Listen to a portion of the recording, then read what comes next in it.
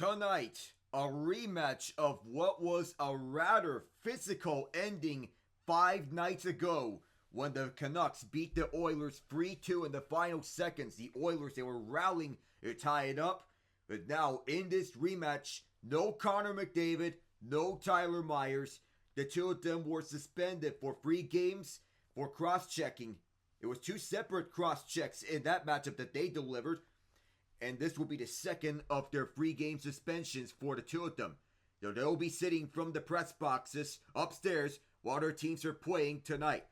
Hello everyone, I am Alec Nava. It is the Vancouver Canucks and the Edmonton Oilers at Rogers Place.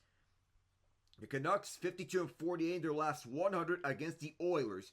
The Canucks are 6-4 in their last 10 against them. And that has included last season. So far, the Canucks and Oilers, they've split the season series. Edmonton won 7-3 in the opener, November 9th. A 7-3 mauling at Vancouver, in which the Oilers, they scored 4 goals in the third period.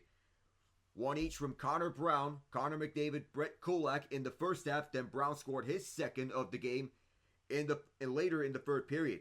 Leon Draisaitl, Corey Perry, and Victor Arvidsson with the first 3 goals of that match. Elias Pettersson, Philip Hronik, and Piers Suter with the Vancouver goals. But 5 nights ago, it was a 3-2 win for the Canucks. They scored the first 3 goals, all of them in the first period. Quinn Hughes, Danton Heinen, and Hughes again, with Hughes' goals coming on the power play. Heinen scores 6 at even strength, 15:49 at the first period. In the second period, Leon Draisaitl had both of the Oilers' goals. One of them was unassisted at even strength, the other on the power play, with McDavid providing the secondary assist. Then it was a fiasco in the third period between the two of them. McDavid and Myers both get match penalties for cross-checkings into the head, with McDavid cross-checking Garland onto the head. The Canucks went 4 games without a power play goal in entering that game. Then they went 2 of 4 on the man advantage. Came in 15th in the league with a power play at 21%. Edmonton couldn't finish the comeback as well, as they were comeback kings at that point. But in this rematch, you think that the Oilers, they'll be angry. They're upset after what happened this 5 nights ago in their preparation.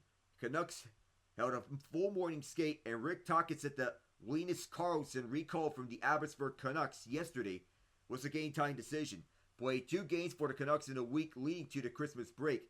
Rookie defenseman Elias and Pettersson, who was promoted from the minors, is not going to draw into tonight, meaning his NHL debut will have to wait.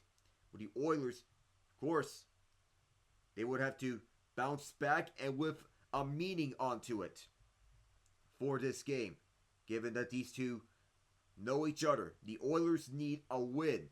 They haven't lost 3 straight games since the first 3 games of the season. They want to avoid a second 3-game losing streak tonight. They lost 3-2 to Vancouver on Saturday, 3-2 to Washington Tuesday. They played well against Washington, but it's hard to win the NHL when you only score 2 goals. Only 2 of the Oilers' 29 wins this season came when they scored 2 goals or fewer. Last season, only 8.7% of the games in the NHL had the winning team score 2 goals or less. This season, through 759 games, we've seen 10.5% of those games won by the team with 2 or fewer goals scored. The Oilers created some quality chances against Washington, but they didn't finish, and rarely did they generate any second or third rebounds. They need more guys around the net. Haven't played poorly in their last 2 games, but they want to finish their chances, and they want to limit those errors that cost them against Washington. We'll go on to our lineups, beginning with the visiting Vancouver Canucks. For them, it's Jake DeBrusk, Elias Pettersson, Brock Besser, Piers Suter, JT Miller, Conor Garland, Danton Heinen, and Teddy Blueger, Kiefer Sherwood, Nils Hoglander, Max Sasson, Phil DiGiuseppe. On defense, Quinn Hughes, Mark Friedman, Carson Soucy, Philip Hronik, Derek Forbert, Vinny Desharnais. Thatcher Demko in net. Kevin Lankinen to back up as we're underway here from Edmonton. Let's get rocking and rolling. This should be a fun one in the aftermath of what happened this past Saturday. At the break, we'll go through the Oilers lineups. At the stoppage, as the Oilers, they are in the zone first. Bouchard sends it around in front, and that was stopped by Demko right in front. Ryan Nugent-Hopkins testing him early to get to the Oilers lineups. Vasily Podkolzin, Leon Draisaitl, Victor Arvidsson, Zach Hyman, Adam Henrique, Corey Perry, Matthias Janmark, Ryan Nugent-Hopkins, Connor Brown, Jeff Skinner, Noah Philp, Kasperi Kapanen, Matthias Ekholm with Evan Bouchard, Darnell Nurse with Troy Stetcher, Brett Kulak with Ty Emberson. Starter is Calvin Pickard. Backup is Stuart Skinner. Skinner is the backup tonight after he started a majority of the game so far. Nugent-Hopkins on the bench as Draisaitl onto the ice. And a lost faceoff by Victor Arvidsson. This is a bouncing puck. Could not be settled down by Arvidsson in the zone. He'll tap it backwards to safety. Back at the right circle. Skating back with this is Edmonton, and now they move it forward. A fast-paced attack as they re-enter. Draisaitl moves in. Tries to curl. Can't get it there. Someone takes a spill and gets back up on the feet. Vancouver takes it away. Moving up for the ice. 2-on-2. Over the right side. The shot gets blocked by Nurse. Lands on the side of the cage. Pickard could have played away. Held in by Teddy Bluger. Wearing the number 53 after Bo Horvat won it in the years prior before he got traded to the Islanders. Moving up is Draisaitl as he gives it over to the left side. A shot stopped by Demko. Having himself a down season for standards. To the tune of an .873 save percentage. Not ideal for a goaltender of his caliber. But he wants to get that bounce back mojo right onto him. At his peak, he is one of the best goaltenders in the NHL, but he's playing far from it right now. So far, the best goaltender statistically on the Canucks is Kevin Lankinen, and he is backing him up. Face-off is won by Adam Henrique with some help. From the left way, a deep shot deflected. It's loose in front, and the slot fired wide. Picked up at the near corner. Ekholm couldn't keep it in. Bouchard can. Takes a carom off a Canuck on the block. Off a skate, and this would go to the Oilers zone. The Canucks are attacking the Oilers right now. A delay penalty is coming against Vancouver. They cannot touch up or fire at the net. And as Di Giuseppe touches up, we'll have our first call. So our officials for tonight's game.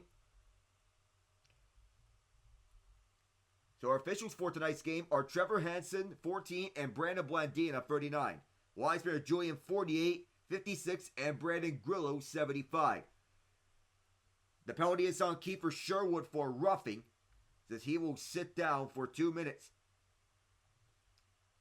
1:34 into the game. We have our first penalty. This faceoff is to the right of Demko. So for the Oilers left circle, their strong suit. Canucks win it, and they'll clear instantly. Pickard plays it behind his crease. Handles it onto his trapezoid. Evan Bouchard picks it up. And he'll move it up front. Bouchard surveys. Does he drop it back? Yes, he does. He'll get Draisaitl activated as he moves up for the ice. This entry offside as there was a deflection up front. Oilers are tied with the 8th best power play in the league. The Canucks have the 13th best penalty kill in the league. Chris Knobloch wants to get the most of his guys as Jeff Skinner getting top power play minutes in the absence of McDavid. In their last 7 games, they are 6-22.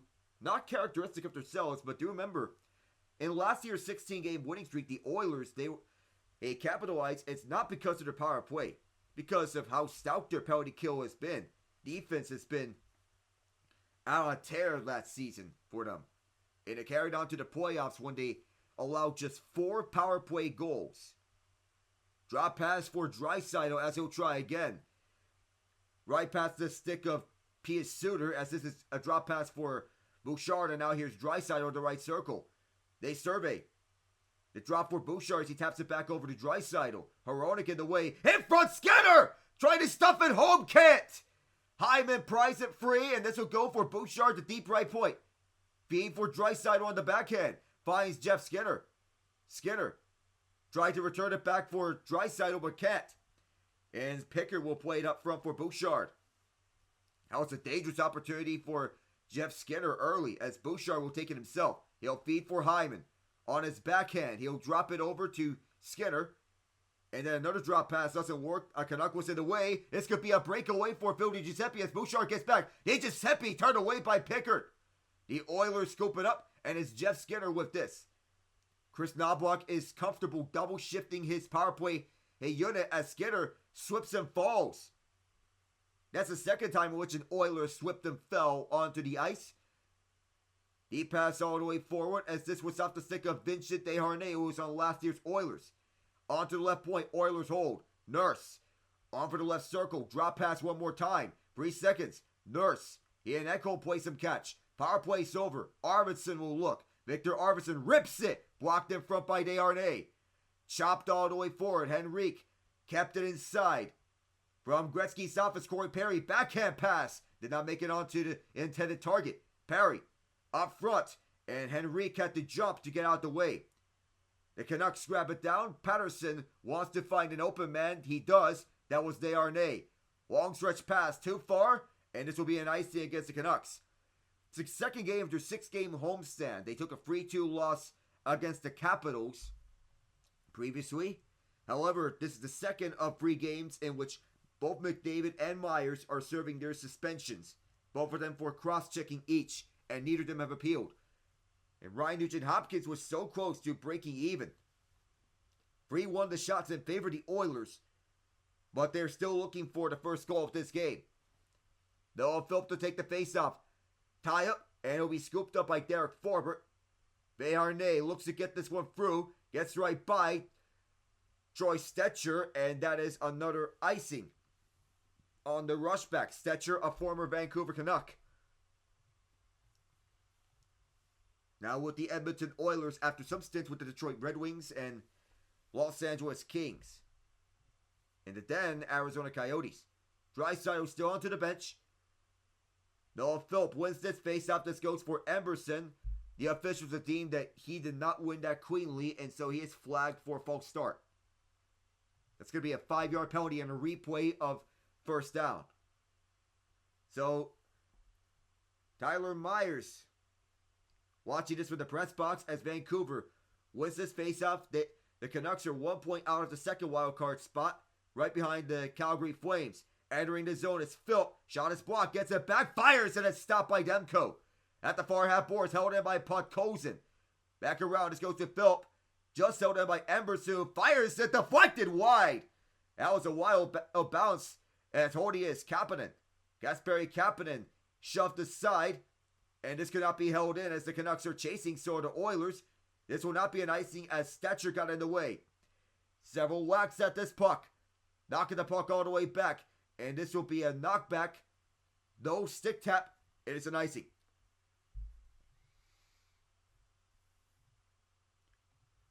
Mark Friedman into this lineup, being Quinn Hughes' partner. Rick Tocchet wants to get a defense-first player right next to Hughes, who is offense-first. Garland, a defensive player who can chime in offensively out onto the ice with Patterson, who wins the faceoff. Hughes gets it up right around the boards as the Canucks want to hold it in. Can't. And this will be grabbed by Patterson. Oh yes, Patterson trying to wiggle his way around. Can't find any breathing room. Onto the near half boards. Hughes moves it up through the ice with Garland just onside. Stopped by Pickard on the shot as Garland frees it up but turns it over. The Oilers get it out. Canucks grab a hold of it again. Patterson on the re-entry. Goes cross quarter on the dump in, and this will be picked up by DeBrusk. Jake DeBrusk will leave it up front. Settled down by Besser. Besser shoved aside twice by Nurse. DeBrusk there to poke it away. Jake DeBrusk, the former Boston Bruin. Draisaitl was right there to strip it from him. Draisaitl, hounded by Garland. Draisaitl backhands this one out. And it'll be moved up for Zach Hyman as he moves in. Hyman to the net, he scores! Shaquille O'Neal would definitely be proud of that one. It's 1-0 Oilers.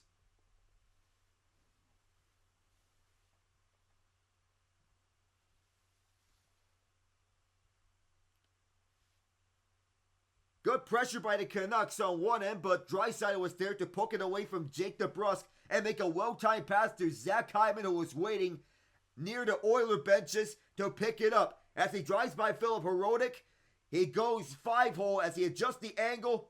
He is right there. Never mind a slam dunk. That is a layup for Zach Hyman. Took the hook and ladder and then dunked it home to adjust on what was initially a layup, but call it a slam dunk right there for him. It's 1-0 Oilers. His 16th of the year as the Oilers are in the defensive zone looking to exit. Hyman for Draisaitl. Draisaitl's 38th goal of the year. Bouchard sends it in. The Oilers on the way offside, so they can't pick it up. Canucks have it. Desharnais, who was on the Oilers last season, now being on the visitors. Oh, what a nice dangle. Kiefer Sherwood is offside. 13:39 left in the first period. Draisaitl fighting Hyman. Does it ever get as sweet as this? What's better, the assist or the goal? You guys make your comments here as we go to break.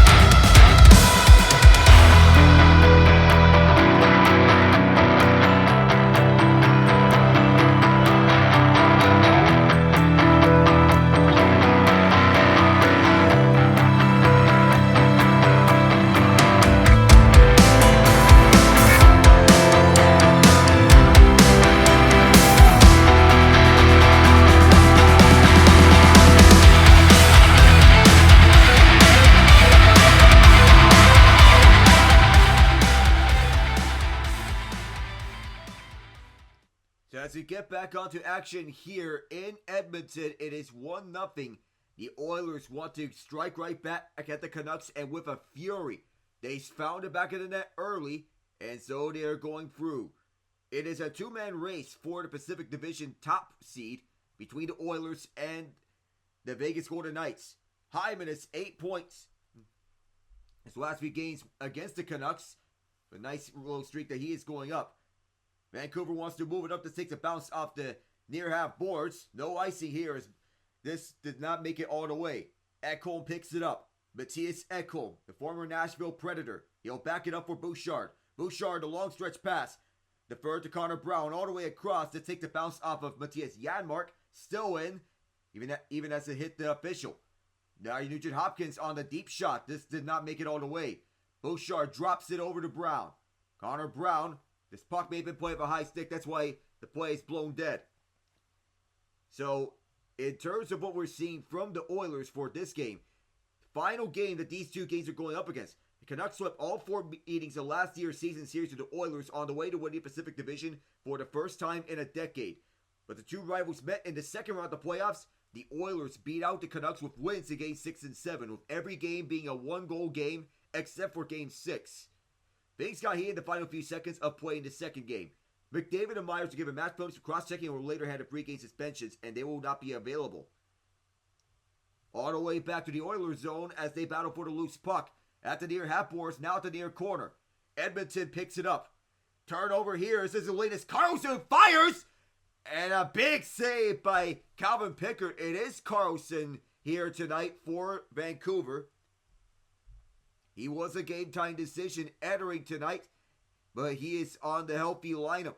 Vancouver seen a mighty tumble from a pretty good 2024 season to a mediocre 2025. And a quick decline suggests that the Canucks might have been a one-year wonder rather than a series contender. Enjoying a league-high 10.028 PDO last season, that sort of luck doesn't translate from one year to the next. Off the face-off the Oilers, they move it up through the ice. From the far side, Troy Stecher banks it off the glass and deep. Quinn Hughes wants to clear. This goes by Emerson. This takes a carom, so icing is waved off. Pickard immediately goes to Emerson. Pursued by Carlson. Emerson goes near side for Zach Hyman has the game's only goal. Hyman at the right circle, dispossessed, and the Canucks will look to go coast to coast. Home record this year in their first 11 are 4-6-1, but in their last 13, the Oilers are 11-2-0. And it helps that they have this homestand because of how hot they have been in their last 13 games at home. 11-2-0 is something to look at. And they come back with this puck. Back onto the right place, Brett Kulak goes cross corner. And getting slowed down was Forbert. Took the number 27 from Atu Ratu. Bouncing puck. Cannot be picked up, and now it can be by Edmonton as they backpedal. Jake DeBrusk hounding the Oilers all throughout. Oilers trying to get away from him, and it seems that they can't. They're in a straitjacket right now. They just can't shake him off. And now joining in on this Forbert as DeBrusk was the best Canuck on the ice in that defensive possession. He helped create a takeaway for Vancouver. Excellent tenacity as Jeff Skinner wants to take it back for the Oilers. The Canucks stomp it in as it's Pickard who goes to the far corner. Oilers move it up, and now this bounces cleared out by Edmonton. Now Vancouver wants to go coast to coast again. Bluger will send it to the near corner, and Bouchard is the first one there. DeBrusk leads the Canucks with 17 goals, 7 of them on the power play, so he's their leading goal scorer. You can bet on him to get a goal. He's as reliable as they come for him. Bluger keeps it. Around over to the near half boards was picked up by Quinn Hughes. Oilers poke it out. Kudos to Kasperi Kapanen, the former Toronto Maple Leaf. The Canucks take it back in as Bluger fires. Rebound chance! Pickard's out of his crease! It's still loose! Pickard back in it. Bluger back over to Hughes. And then across to Hronek. Hronek sends it in deep. Over to Brock Besser, had it poked away by Bouchard. The Oilers get it back, but it's not out. Sutter with a good hold. Right over to the near corner is Besser. Over to Miller. 6 goals for Besser in 4 games, and a one-timer! And another stop by Calvin Pickard. How did the Canucks not score here is beyond me. But that looked like a lot of chance that Brock Besser couldn't tap this home as it went off the left skate of Pickard. Wow, by that close as he was riding the net front. And Pickard just sealing that one off, and Besser is in disbelief. 10:08 to go here in the first period. Shots are even up at 5-all. Besser at the left circle ready for a shot should Miller win this, but this is a face-off loss for JT Miller. Bouchard, rink wide all the way for Edmonton, and a miscommunication here may cost this icing against the Oilers, and it is. So Vancouver, after finishing last season 6th in the league with 279 goals and 5th with 221 against, the Canucks have cratered in both categories. 26th and 19th in both categories this year. And Demko missed the first chunk of the season because of an injury, has an .873 save percentage across 11 games. Artur Shilovs has struggled to an .847 save percentage in 7 games. And Kevin Lankin has a hot start, but it's cooled off with a .903 save percentage. Canucks trying to tie it, they can't! That was out the face-off. They had a good look. Another good look for the Canucks. Oilers send this in. Use the near half board so as to not get an icing. Hronek countered by the Nuge, but the Canucks get it back. If they hurry, maybe a 4-on-2, but the Oilers are rushing back. Quinn Hughes, that's gloved down by Pickard. Off the near half boards, and Hughes getting nothing here. It's 1-0 Oilers here in the middle of this first period. If the Canucks had endless opportunities, we'll be right back.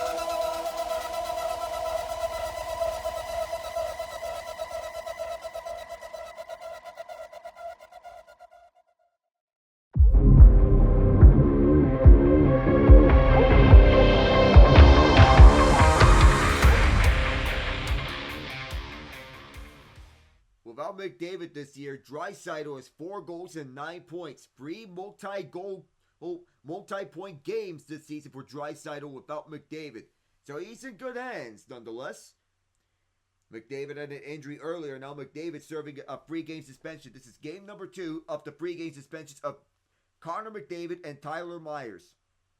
I did explain yesterday about what the suspensions were about when the Los Angeles Kings defeat the Florida Panthers 2-1 in a come-from-behind victory. Sam Helenius and Adrian Kempe with the Kings' goals. Lone Panthers' goal was from Evan Rodriguez on the power play. Off this faceoff, as a tangle up, Pickard makes 1 save, and the Oilers pick it up, leaving no rebound behind. Oilers wanted to clear this one out as Carson Soucy can't hold it. It's in the neutral zone, grabbed by Miller. This goes to Pickard, who'll play it over to the far side for Nurse. Darnell Nurse will bank it off the boards and then defer over to Draisaitl. Dry will look up front as he fakes out JT Miller. Through the far side, Oilers looking to enter. And a rink wide pass over to Arvidsson, who drops it for Podkolzin, who fires, is blocked. Recollected at the far side, and calmly with this is Draisaitl. Arvidsson, he'll settle it down opposite Soucy. Victor Arvidsson going to the left point. Deep shot back in and deep is Darnell Nurse. It takes several bounces, still loose in front. Back deep is Brett Kulak with it. He'll defer it over to the near half boards for Draisaitl. Arvidsson will look. Victor Arvidsson right around Soucy, and good job by the Canucks to force that out. A 3-2 loss this Tuesday against Buffalo. The Sabres with 2 goals in the third period. And then the overtime win for Buffalo against Vancouver as they're seeing their fair share of a decline.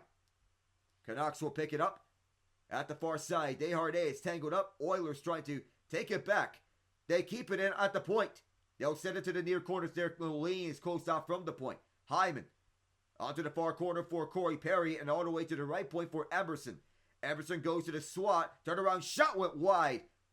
They were looking for the deflection. Corey Perry turns around and fires. It was right in front of Demko. Stetcher holds. And Derek Forbort has trouble at the puck. At the far corner. Beating and banging on for this puck is Teddy Bluger. Once dispossessed, the Oilers take it right back. Oilers fans cheering here as the delay penalty is against the Canucks for the second time. Perry on the drop pass over to the left circle.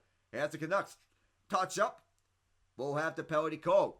I believe it may be Vincent Desharnais, one of the tower defenders here in the NHL. Desharnais,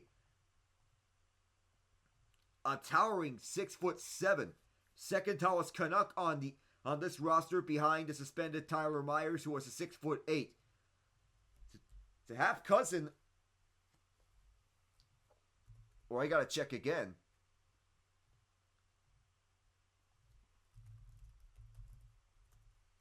So there was a trip, and then Desharnais gets called for cross-checking, and as he does a push, the Oiler that he is checking collapses onto the boards.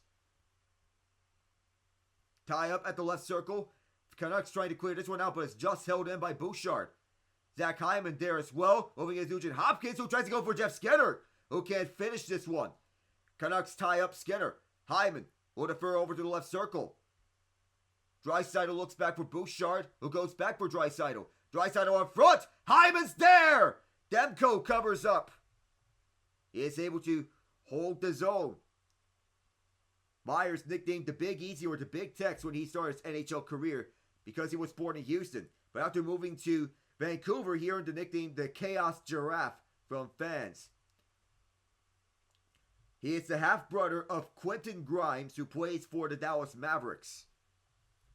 Be nice if the Stars and the Canucks meet up, because that means Grimes would get to watch Myers. 1:36 on the power play. This faceoff is won by Vancouver. They'll look to get it out. They move it around, and this will be recollected by Edmonton at the neutral zone. They'll restart with Elias Pettersson watching. Just one shot on their previous power play as Bouchard goes around. Pettersson was all over that. Draisaitl goes around JT Miller.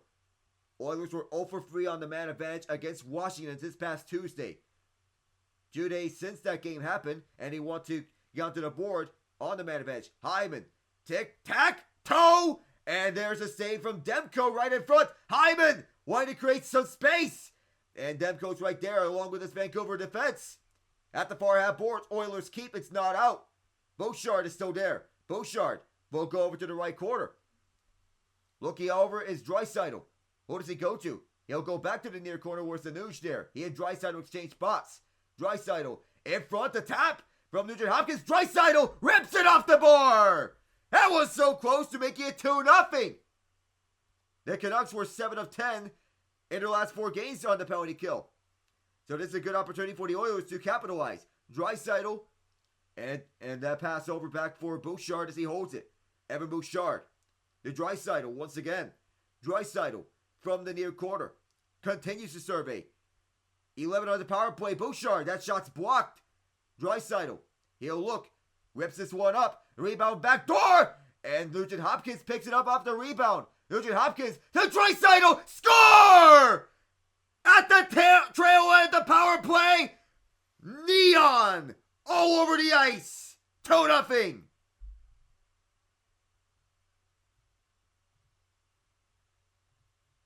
His league-leading 35th goal this season.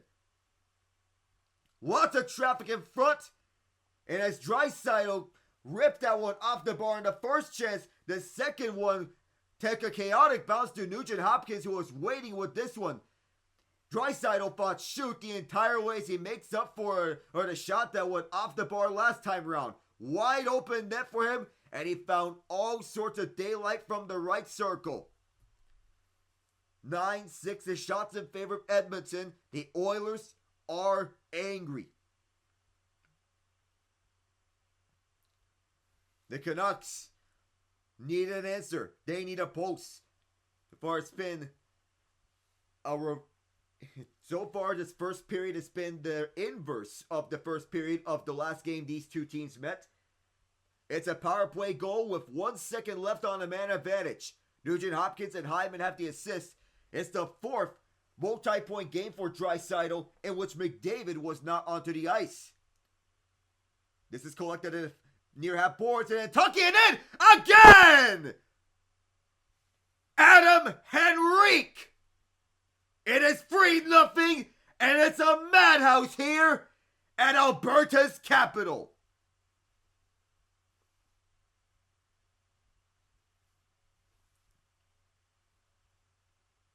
On the follow-up, Corey Perry holds it.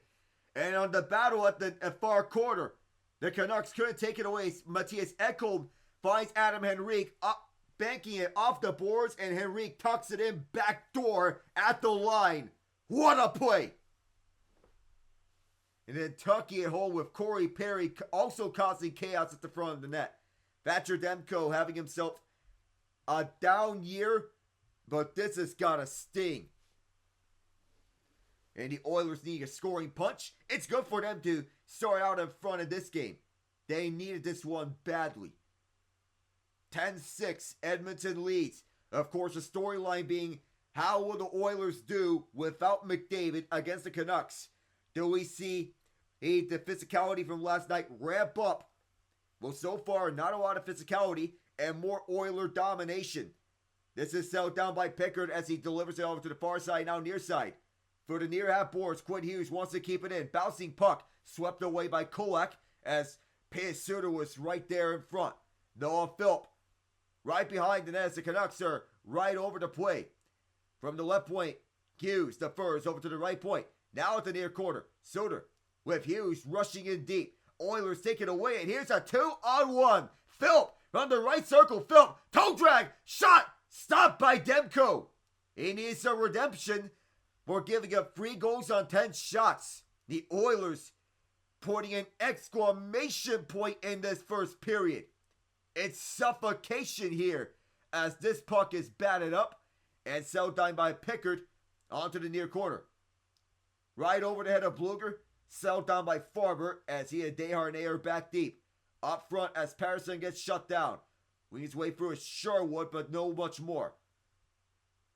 Picked up by Nurse at the near corner, then moved aside at the far corner. Stetcher finds it at the far half boards. Nurse once more. Now at the near half boards, offside called as Arvidsson was right across, and Darno Nurse and Vinny Desharnais putting each other in a chokehold. And that causes the linesman 56, Julian Fortier trying to break them up. 4 minutes to go here in the first period.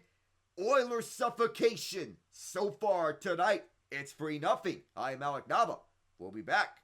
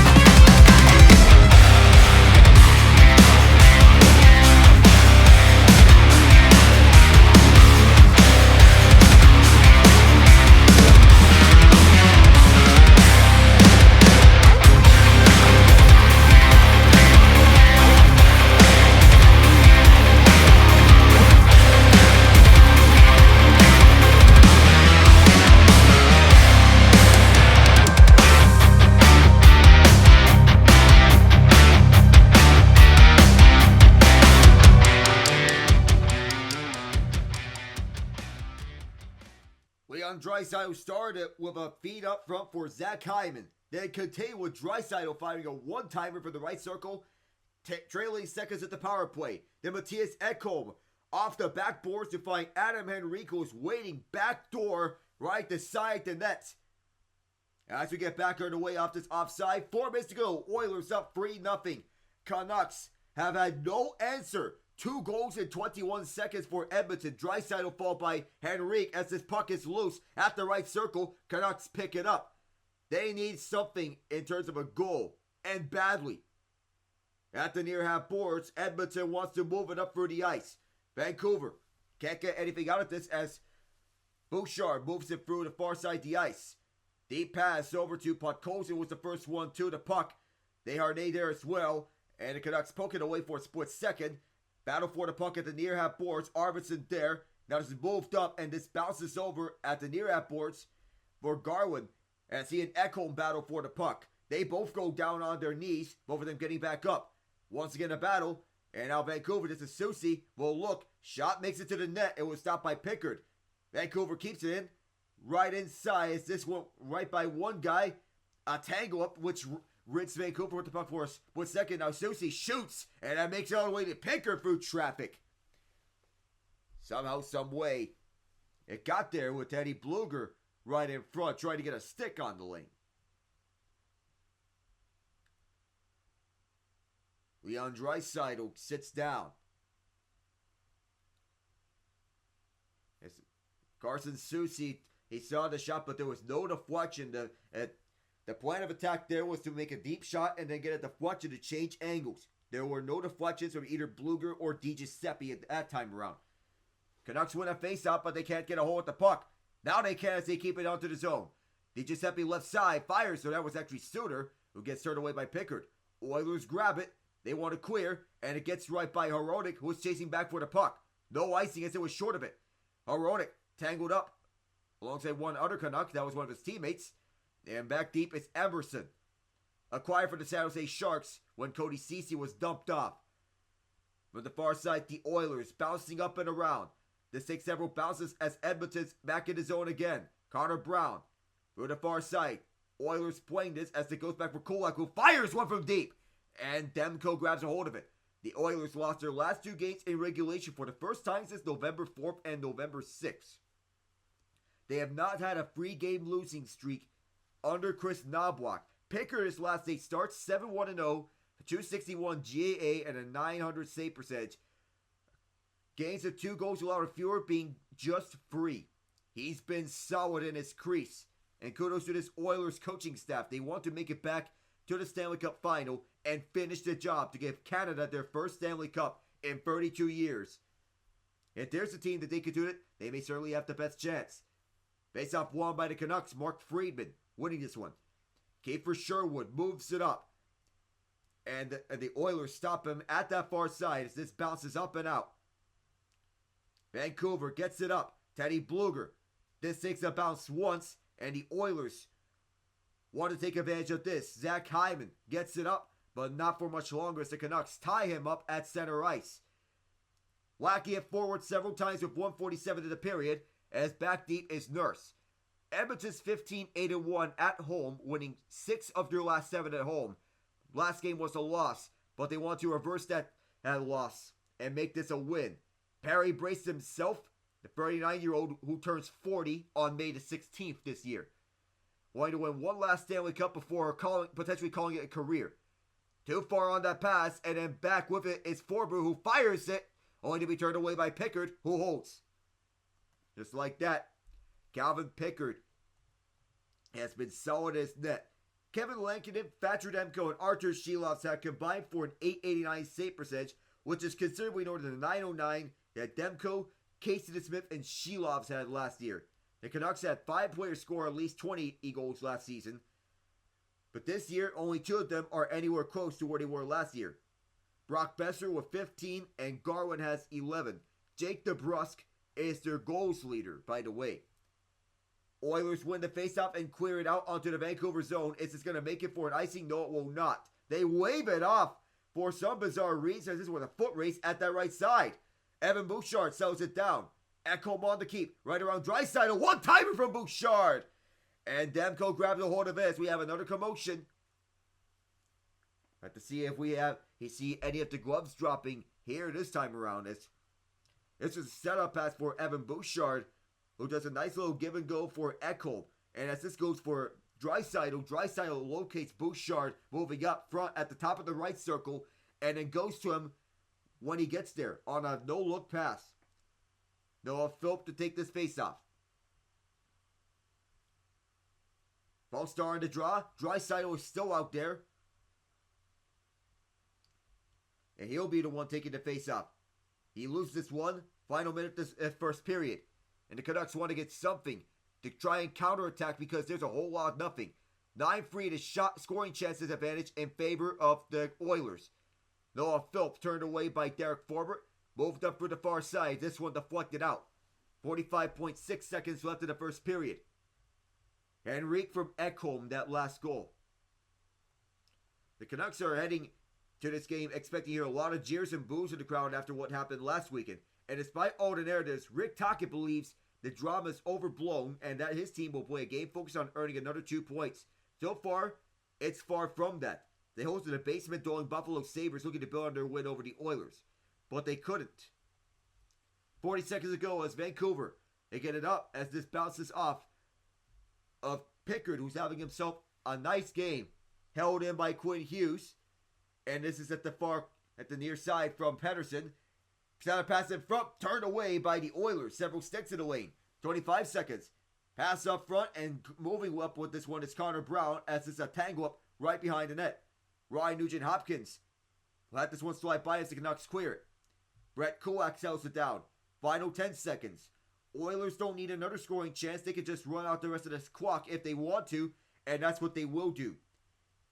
At the end of the first period, as the clock will roll down to 0, it is 3-0 Oilers. The shot advantage, 13-10, and the fact that they have the majority of the scoring chances should tell the whole story. That they are angry and they want their taste of blood back onto this game. And they're doing so now. Vancouver's going the same defense group that they used against Buffalo, but so far it's not working. At the first intermission, we'll get updates around the NHL, plus some score lines to look forward between the NFL, NHL, NBA, and news lines in the NFL and MLB. I am Alec Nava. We'll be right back.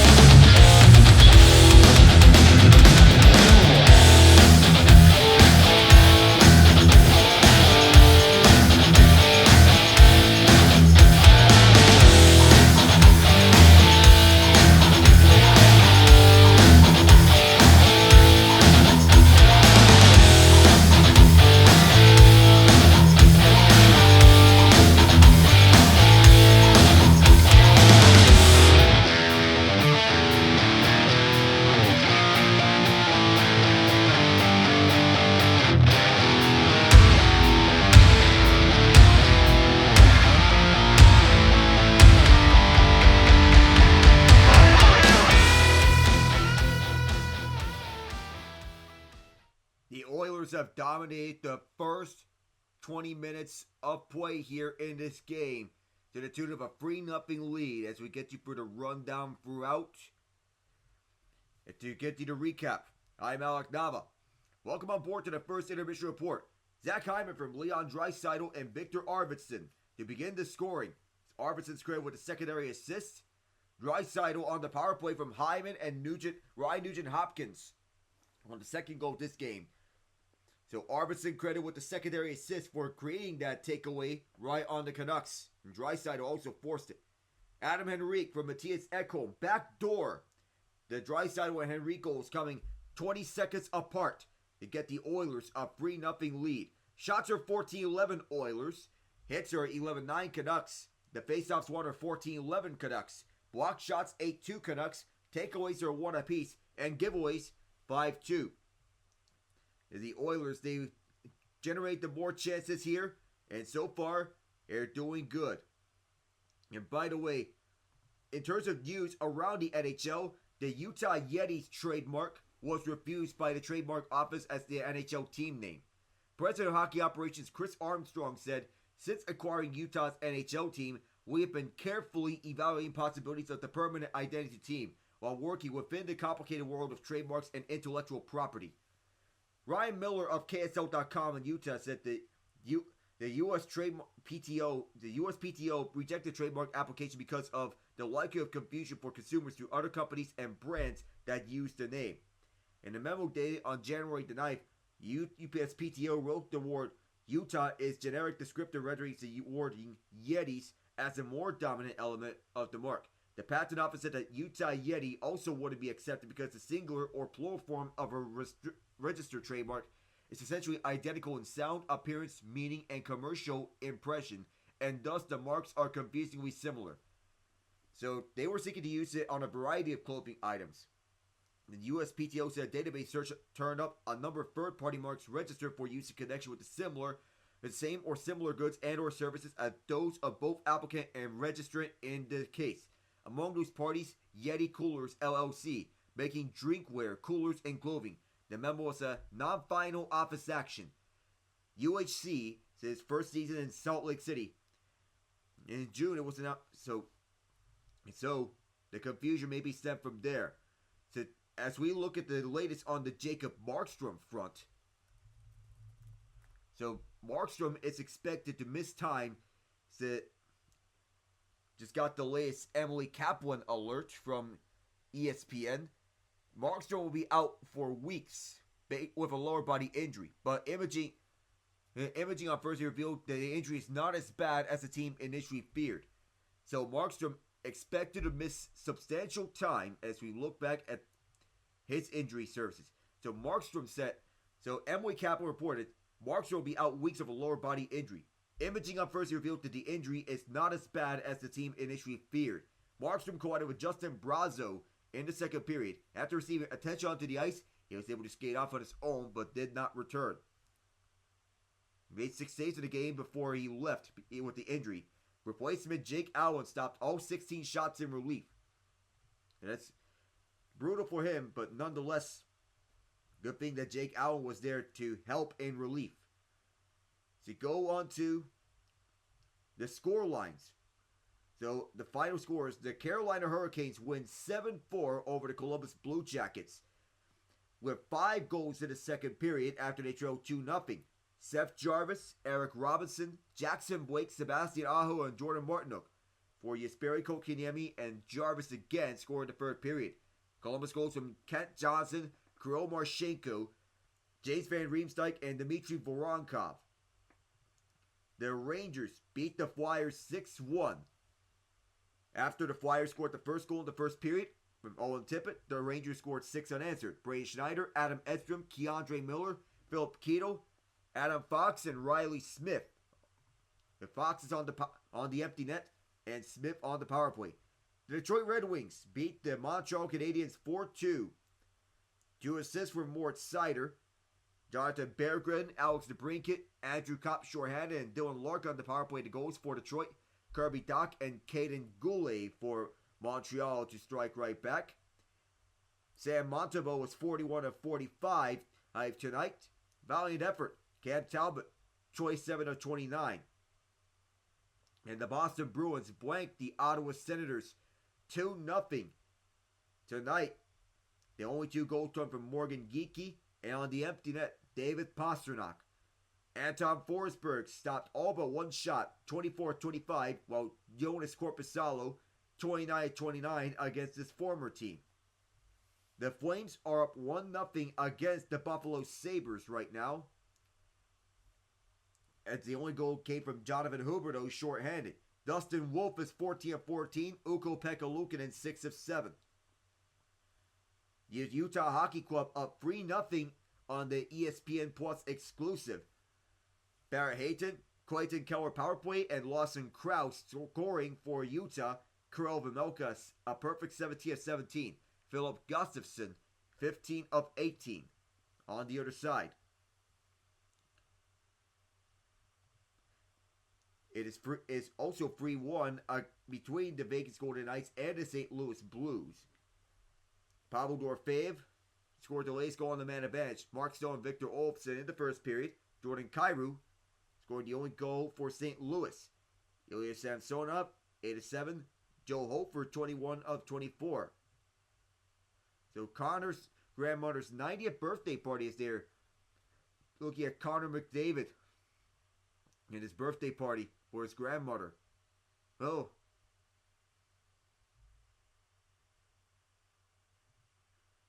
And McDavid wants to mean business as he returns. So as we also look, William Karlsson is out week to week with a lower body injury. The team recalled Tanner Lashinsky and Brandon Brisson from the Henderson Silver Knights, the AHL affiliate. They entered first day's game at St. Louis first in the Pacific Division, but are 1-5-1 in their last 7, allowing the Oilers to creep within a point. Karlsson dealt with injuries in recent years. He sat out the first 8 games this season because of a hamstring injury he sustained in last year's playoffs. And also returning is Tyler Toffoli for the San Jose Sharks after a 3-game absence because of a lower body injury. He left the morning skate last Saturday because of the injury and sat out in the 4-1 road loss to the New York Islanders. A 13-year veteran in the NHL gained a lot of respect around the league. So in the NBA, Jimmy Butler has been suspended at an additional 2 games. So Eric Spoelstra delivered a message to his team in the wake of another suspension for Butler, missing the upcoming 2-game road trip in Milwaukee and Brooklyn as punishment for missing a team flight. The Heat suspended him for his continued pattern of disregard of team rules, insubordinate conduct, and conduct detrimental to the team, including missing Wednesday's team flight to Milwaukee. Team said in a statement, delays an ongoing saga between the Heat and the disgruntled star. Before the start of Spoelstra's media session, a Heat PR official informed reporters he will not be answering questions on Jimmy Butler. It's a practice that was employed for several weeks during the initial suspension. Jimmy just returned from Friday from a 7-game team suspension for multiple instances for conduct detrimental to the team, appearing in 3 games, averaging 13 points per game in 29.3 minutes before his latest 2-game ban. Could this be a potential build-up to a potential trade? So his trade request is still active, and sources told ESPN that the Heat want to find a deal to accommodate his wishes. So that is another thing of note here for the Miami Heat as they're going to continue on. Brandon Miller is now being scheduled for season-ending wrist surgery, a torn right wrist ligament, second pick in last year's NBA draft. So he tore his scaphoid ligament in his wrist during their 117-112 win over the Utah Jazz. At the time, the Hornets said he will be out indefinitely. But the surgery will be performed by Dr. Michelle Carlson at the Hospital for Special Surgery in New York City. A brutal break for the Hornets. Let's go on through around the leagues. And it's just been reported that right after Trent Baalke has been fired as general manager of the Jacksonville Jaguars, Liam Cohen, the offensive coordinator for the Tampa Bay Buccaneers, has reversed course. One day after agreeing to stay in Tampa on a deal that would have made him the NFL's highest paid coordinator, he is now going to be scheduled for a second interview with the Jags. The Bucks have had no contact with Cohen on the Oilers representation, per Adam Schefter. The team has made multiple efforts to reach him.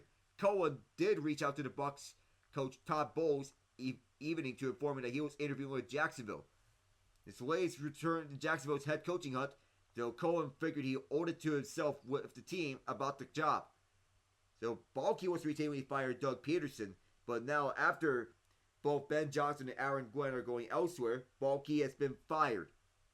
Jaguars are looking for a new head coach after firing Doug Peterson, and their head coaching cycle is still on. Second period is up next in just a moment. I am Alec Nava. Stay tuned, everyone. Oilers will be back. And they are ferocious right now. Do the Canucks answer? Find out when we return.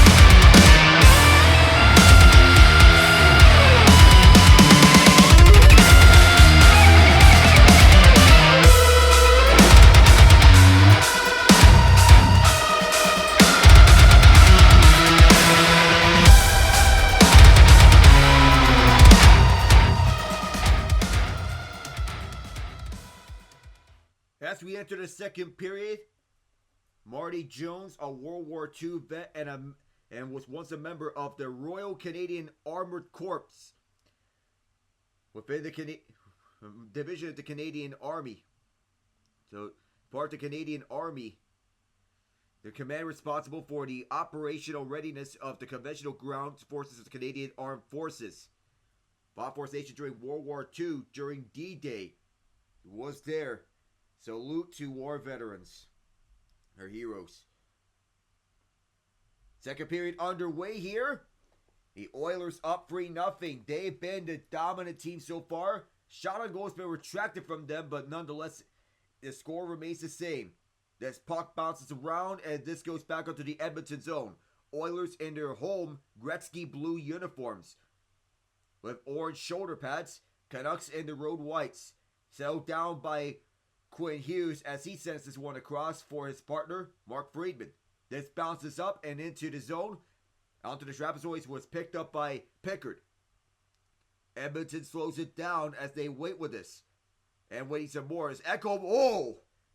He got sandwiched by Elias Pettersson right onto the penalty box doors. Vancouver moves it up at the far side. Conor Garland waits with this, then drops it all the way back. At the left side is Forbert. Forbert walks through with this. Forbert onto the near corner, set up pass in front, bounced up and out. And the Oilers go back the other way. Here's a 2-on-1. Waiting with it onto the trailer. Draisaitl. He waited for too long. Now fires from a tough angle.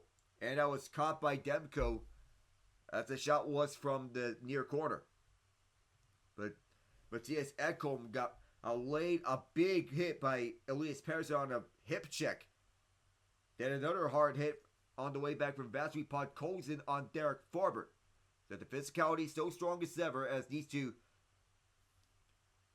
sides very familiar with each other. And of course, no love lost. These two are rivals. Face-off is to the right of Demko. Adam Henrique will take it for the Oilers. On his wings are Hyman and Perry. It is won by Vancouver. Teddy Blueger was right there but was held in by Hyman. Hyman spins around the left circle. Hyman continues to look. Closed off by Blueger. Hyman still going at it, but the Canucks are over that, and this goes back to the Oilers zone. Henrique banks it off the backboards, and Edmonton will move it up. Nurse will backhand it to the far side. Canucks glove it down. Opposite side, Desharnais moves it up. Vancouver gets it through, and getting stopped was Danton Heinen. At the far side, now the near side, Hyman waits for this. He'll look to spin around and does. He and Perry are closed off by Heinen. Battle for this loose puck as Nurse banks it off the glass and gets it down. Carson Soucy will get it aside and Vancouver will reset. They turn it over. Philp, backdoor, score! Hyman for the second time!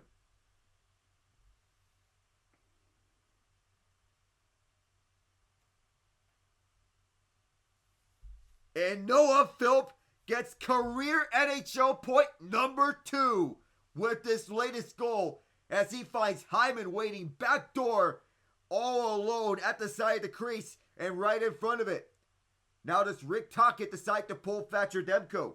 That's a big question as it's a bad turnover from Teddy Blueger as Philp sets up Hyman who taps this one home backdoor and inside. And it's all smiles here at Alberta's capital. Demko is still at the crease. Tocchet is not pulling Demko. At the far corner, Oilers pick it up as they go toe-to-toe with this. Looks like a repeat of Game 6 in the second round series here in Edmonton. Only thing that's missing is a goal off the faceoff, and with living on a prayer being enchanted by these Oilers fans. One of the best goals ever scored this postseason. Brett Kulak all the way back at the trapezoid. He'll do a long stretch pass all the way up front, right off of Jeff Skinner. Behind the crease is Thatcher Demko. You got to imagine he's very shaken up, given that he's given up 4 goals, and that this year has been very unkind for him. Basically, one of the worst goaltenders statistically this season, and he's only played 11 games. The Canucks are taking a lot of time with this, and to the very displeasure of Oilers fans who are booing them, wanting them to hurry up. Hughes will leave behind as the Oilers, they were hounding them all throughout. No answer, no post from the Canucks. Hughes, under heavy duress, in trouble. Vancouver scoops it. Hronek fires this over to the far side. They send this one in. Here's Besser. Silenced by Ekholm. And Nugent-Hopkins that wants to get away. Does so. Oilers want to scoop this one up. Go coast to coast. Ekholm. This takes a bounce. Desharnais moves it up front. And a delayed offside against Vancouver as the Oilers are with it. At their own zone, they move it up. Ekholm. Off the boards, they get this in deep. Right by Janmark. And Demko leave it out the far corner. Vancouver At the right point, the attacking zone, they go on to the Oiler end. At the right circle, they stop. Jake DeBrusk, team leader in goals, as it was blocked off a stick shaft. Patterson wants to get it back. Can't do so for the moment as DeBrusk will go back for Desharnais.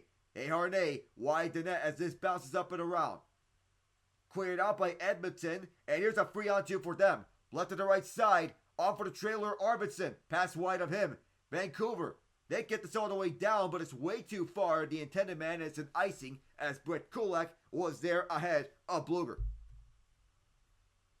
And a nice setup by Noah Philp for Zach Hyman, who was wide open at the front of the crease. And Mark Friedman wanted to get a stick out to block the pass and to get it in front. Hyman's 32nd career multi-goal game, native of Toronto, Ontario. He's in the midst of a 7-year deal he signed with the Edmonton Oilers. This is year 4 of his current contract. Poked aside by Hyman off the faceoff. The Canucks want to get this one down. This may be another icing, and it is. Second straight icing against Vancouver. This will stop the clock again. Well, an unwelcome sight here. Vancouver basically looking lifeless early in the second period after being lifeless in the first period. They did get chances, but they were turned away time and time again by Pickard. Those chances were not much of high danger shots. Darno nurses side for Troy Stetcher. Deep shot! It was stopped by Demko right in front. Here's Conor Garland up the other way, near side. Right around the boards. Stetcher there, also with Nurse at the near corner. This puck bounces inside the Oilers zone as the Canucks want to get right back at them. This goes down on the slip-up. Danton Heinen collects it at the far half boards in Edmonton territory. Nurse tangling him up along with Henrique. Teddy Bluger also there. Wacky at them ferociously several times. Oilers pick it up as they move coast to coast. Near side. Taken in by Perry. Corey Perry waits at this and blasts one. Rebounds free. And this goes to the Oilers again. Perry waits for it again. We'll try again. Bounced off of Demko. And the Oilers want them slipped up as they try to get something off. But not much on that. Another bounce as the Oilers touch up. They go with this. Tap forward. Here's a 2-on-1. Hyman for the hat trick. Fired wide. Or that was stopped by Demko at the stick shaft. And Hyman was looking for the hat trick. Corey Perry with a big blast. And that took a block off of Carson Soucy. He's not afraid to get the shots in deep. And to get the shots from deep. As Hyman, he took that one up high and it went off the knob of Demko. How did he keep that out?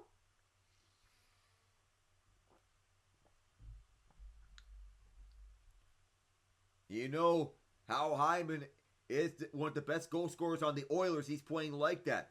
Brett Kulak off the faceoff win by the Oilers. Kapanen keeping this one in. Kapanen still looking. He got tripped up. There's going to be another penalty against the Canucks. It'll be their third of this game. The Oilers hold it. They get the extra attacker out. Nugent-Hopkins. Back door. They move it over to the point. Left side. Kulak. Now down deep for Kapanen. Right in front of Skinner. Jeff Skinner for Kapanen. Kasperi Kapanen continues to look at the near corner. Back for Kulak at the deep point. Emerson. Now at the far half boards as the Oilers continue to look. Kapanen continues to hold. Emerson. Kulak. One more time as they change spots. At the right circle, the Oilers go coast to coast on the pass. Kapanen being driven out. Kapanen holds the zone. It was caught and touched up by the Canucks. And so the signal here, it might be Desharnais again. His second penalty in his game as Kapanen got tripped up by Desharnais. He'll serve another 2 minutes for tripping. We'll be right back in a moment.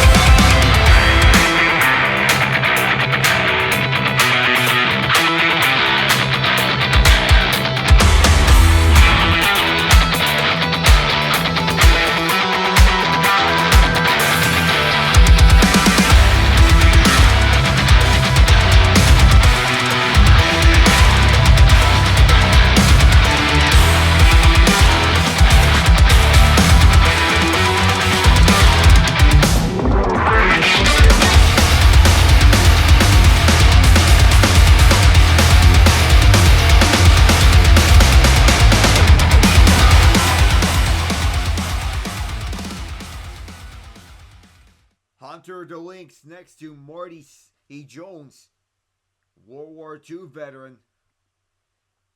He's serving in the armed forces as Connor McDavid around with the moms and dads here in their trip up around. Desharnais will serve 2 minutes for tripping.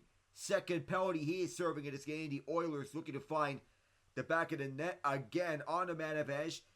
The last power play they had 4 shots. They're 1-4-2 with 5 shots in total. Oilers are back in looking to go 2 for 3 on the man advantage. Draisaitl skates around this puck over to Nugent-Hopkins. The Nuge will go to Bouchard and over to the left side for Draisaitl. Fires a shot and went off a leg of a Canuck. The Nuge gets there fast. Now Bouchard. Bouchard skates around. This goes to RNH. We'll look at the right circle. Down low is Draisaitl. Draisaitl waits for it. That's Hyman at the bumper. Poked away by the Canucks, but Hyman holds. Getting to this puck is Jeff Skinner. Nugent-Hopkins goes to Draisaitl. That was RNH picking that one up. Draisaitl to RNH again. The Nuge waits for this. Over to Bouchard. There was a stick in the lane off of Vancouver stick. Bouchard goes down low. Jeff Skinner once again with this puck. A stick check in the way and Vancouver will pick it up. And they'll skate with this to run out some more clock. Their focus for them isn't about killing off this penalty. They have to score goals. And the Oilers comfortable with keeping the first power play unit out as this pass goes across for Darnell Nurse as they change power play quarterbacks. Nurse will drop it all the way back for Bouchard. Bouchard waits some more time out. Nurse holds it and then goes down low. Skinner going back for Nurse. Nurse waits some more. Now down low for Arvidsson. In front, Jeff Skinner turned away. At the right circle. Now in front, Skinner again. And that was swept away by Demko too. Oh, he had 2 good looks. Jeff Skinner is snake bit. He's onto the bench now. Matthias Ekholm going coast to coast. Now back behind it. At the far half boards one more time. Poked away once. And while the Oilers didn't need to score on the man advantage, they are comfortable with the 4-0 lead. Protecting this lead is what's most important. Henrique and one of the Oilers, they pinch in, and that long shot from Ekholm was stopped by Demko. 92.6 miles an hour on that last shot. Whoa. Talk about hard shots that make it through.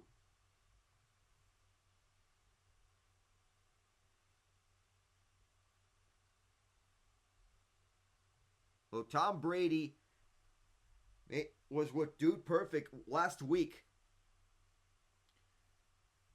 I don't want to stray away from the action, but it's nice to see some collaborations with the trick shot guys from Dude Perfect with Hall of Famers like Tom Brady. Tom Brady isn't eligible until 2 years from now as this puck goes back all the way through, and this will be collected by Pickard as they leave it to the far side. The Canucks were over that, and Edmonton wants to clear. They get several sticks in the way, and they do get it out. Moving up is Kulak, who fires this one around. Slowing it out is Demko. At the far corner, scoped up by Besser. Besser wasted it, and then fires a deep pass. That went wide of JT Miller for the finish, with Kulak having the edge. It'll be an icing, and Edmonton back in the Vancouver zone. Do we see a goal off the faceoff like we did in Game 6? But it was a beautiful moment in Edmonton when that happened. Vancouver's lost 4 of their last 6 games. They have a -8 goal differential in that span. Not ideal of them to be having it this way, but they know struggle so well, given they've been up and down in the last few seasons. Off the face off the Canucks. They have it. Quinn Hughes on a deep stretch pass. The Oilers blocked that one off. And this bounces to the Oilers zone. Emerson, the first one back deep. Garland picks it up all the way to the point. Quinn Hughes fires it. Blocked in front. Adam Henrique scoops it up as this takes several bounces. From the left circle, Oilers get it out.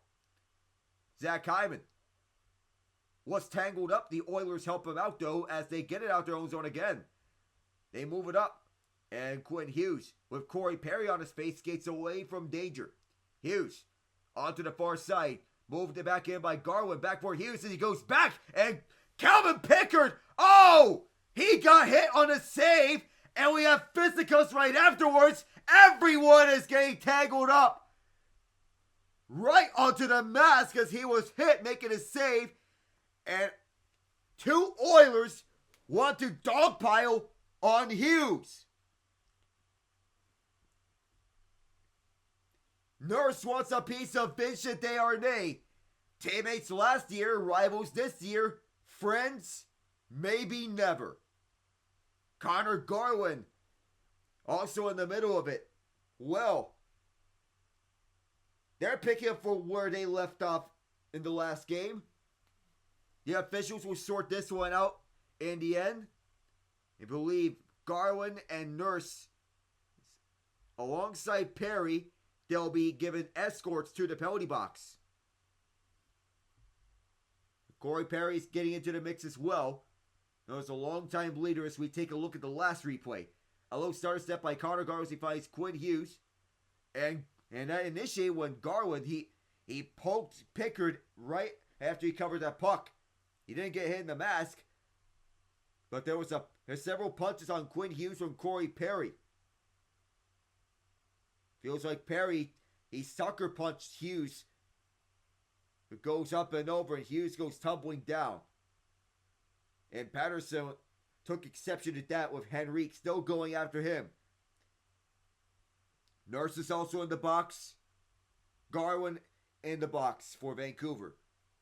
2 for Edmonton, 1 for Vancouver as the penalties are sorted out. It's at the 9:53 marker of the second period, 10:07 remaining. There's some Canucks fans that made the trip, but Hughes got sucker punched. The officials want to break them apart.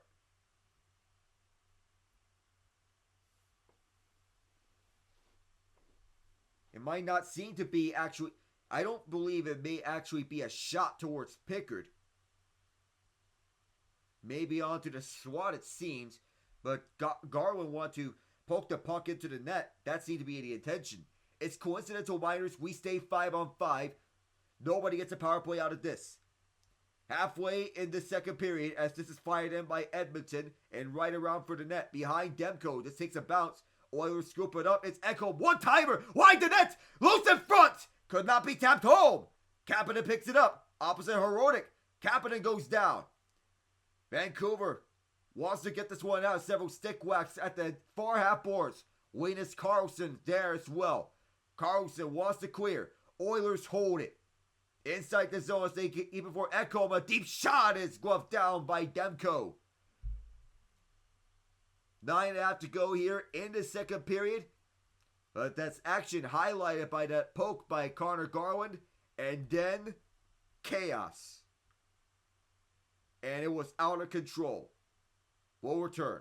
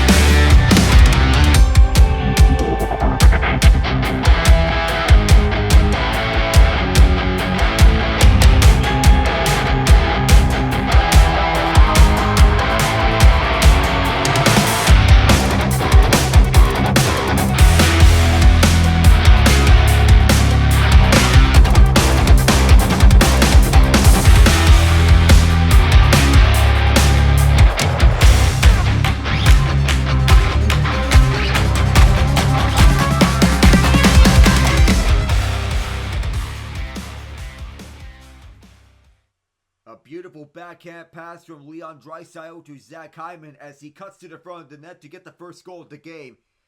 Started this madness. And make it 1-0 and Leon Draisaitl on the power play on another beautiful pass to the center of the right circle. To start the scoring is Draisaitl at the first 2 points. Draisaitl and Pettersson at the left face-off dot. Oilers at the attacking zone. Vancouver defending as they have been for much of the second period. Edmonton has been very lights out in this second period. They win this face-off and Ekholm will send this one down. Grabbing this is Arvidsson. Arvidsson setting for Draisaitl. At the right points, Bouchard. Who the first for Kulak. Brett Kulak goes up and around. Through the net. And Elias Pettersson will get this one through. And Vancouver gets something on a clear. Jake DeBrusk picks it up. And another interference. We have an interference call. 9:01 to go here in the second period. And I believe Desharnais is going to be called for another penalty. Well, it's a parade in both penalty boxes. Desharnais is the latest to enter. And that's his third penalty of the game. Interference against Vasily Podkolzin. These two were on opposite teams last year. Podkolzin with the Canucks. Desharnais with the Oilers. Now Desharnais is frustrated. He is serving his third penalty tonight. Well, he does not want that. He is knocking around the bottles there. From the left circle, Oilers were 1 for 3 on the power play. They want to protect this lead, but the Canucks have been very undisciplined. Majority of the penalties taken by Desharnais that led to the Oiler power plays. Vancouver has no power plays to speak of. The Oilers hold the zone. The Canucks are there defensively. They need to score, and badly. Ryan Nugent-Hopkins goes rink wide on his pass. Jeff Skinner will backhand it around, slowed down by Demko at the trapezoid. Canucks clear it down the ice. But they need to focus on goals and not just clearing the puck. Evan Bouchard will start up from his own zone. Bouchard weaves his way around. Now drops for Draisaitl. Draisaitl onto his right side. And cutting around is the Nuge. At the near half boards, Jeff Skinner tied up by Farber. The Nuge also there. Farber tying him up again. Jeff Skinner in front! And Nuge gets turned away. Evan Bouchard with a good keep. Zach Hyman there, looking for a hat trick. All the way back deep is Draisaitl. Aside for Bouchard. Bouchard defers it. Over to the Nuge. R&H for Draisaitl. On for Nugent-Hopkins. He scores! It's 5-zip here in Edmonton. The Nuge lighting a lip. And Rick Tocchet must be thinking about pulling Thatcher Demko. Vinny Desharnais seems to be regretting that interference. He is upset he knew he had that penalty. It's nice passing up front, and the Nuge goes short side right on Demko as he and Draisaitl exchange passes. Going top shelf that time around.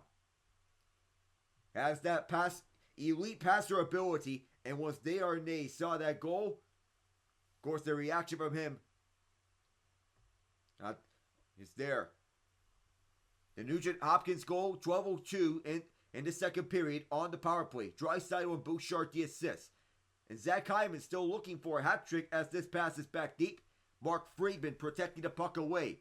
2 stick lifts on this puck. And still in pursuit is Vancouver as they get into the zone. From the left circle, shoots, scores! And Brock Boeser breaks the shutout. A quick answer. It took 25 seconds for the Canucks to answer back.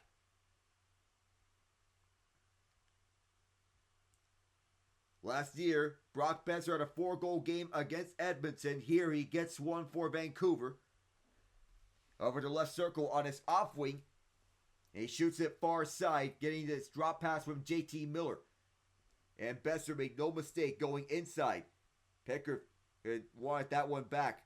On the 13th shot of the game for the Canucks. 16th goal this year for Boeser. Assister from Miller and Suter. This goes in. right onto the netting. 7:29 left in the second period. Finally, the Canucks on the board.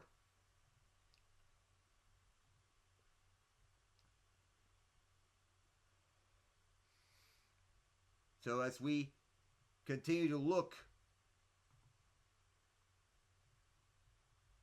well, not a lot is happening in this game, save for those last two goals. Back to where we were before, which is a 4-goal game. Not making a lot of a difference here, unless if Vancouver makes this as the start of a ferocious comeback. Rarely do we see 5-goal comebacks, as this is kicked out for Suter. Suter drives it backwards, but I believe it's Hronek.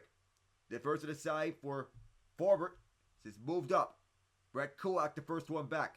Kulak, most skated up front. Kulak targets Besser. Kulak airs this out onto the far corner. Hronek gets the first one back. Rick Tocchet putting Quinn Hughes and Philip Hronek back together.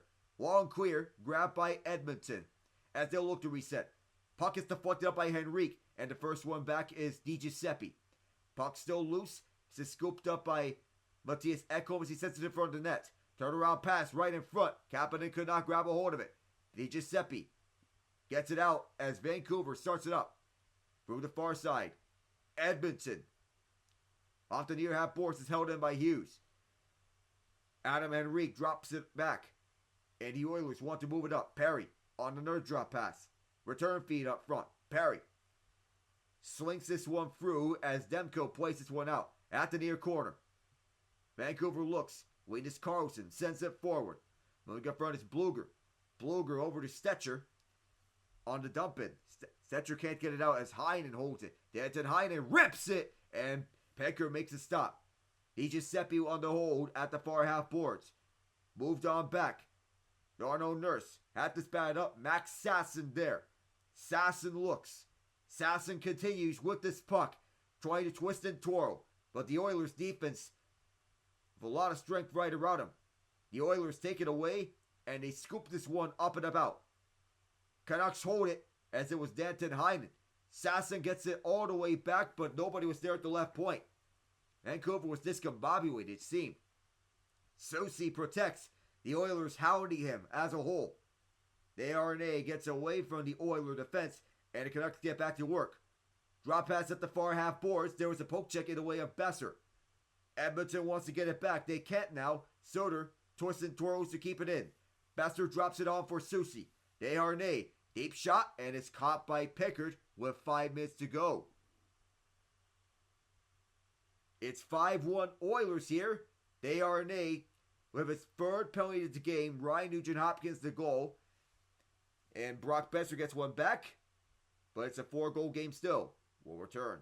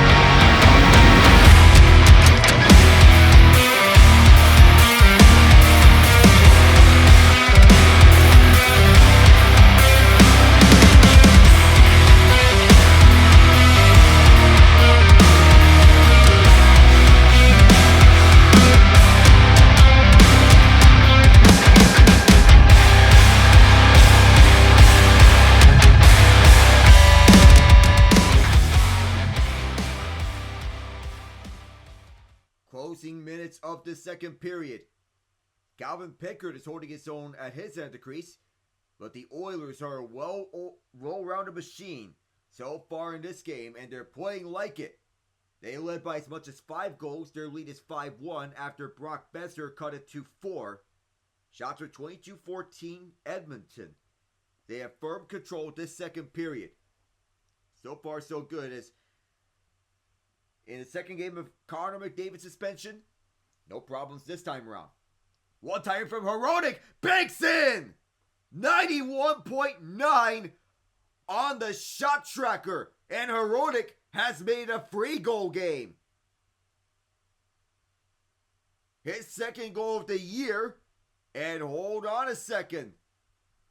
This could get a little dicey. With off the bar and in.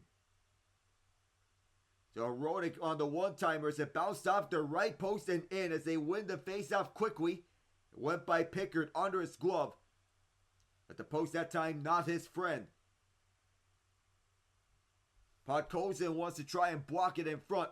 Can't do it, and it's now 5-2 to lead. Second goal this season for Hronek, and things are getting a little interesting here. Quinn Hughes with his 40th assist this year. Besser with his 15th. Ekholm moved it up for the near boards. Matthias Janmark couldn't hold it. Vancouver going coast to coast with this pass for JT Miller. Now moving up the ice, and Suter who drops it for Miller. Miller passes a little too far, and the Oilers go back to work. Matthias Janmark trying to split the defense. Janmark stops and waits for help.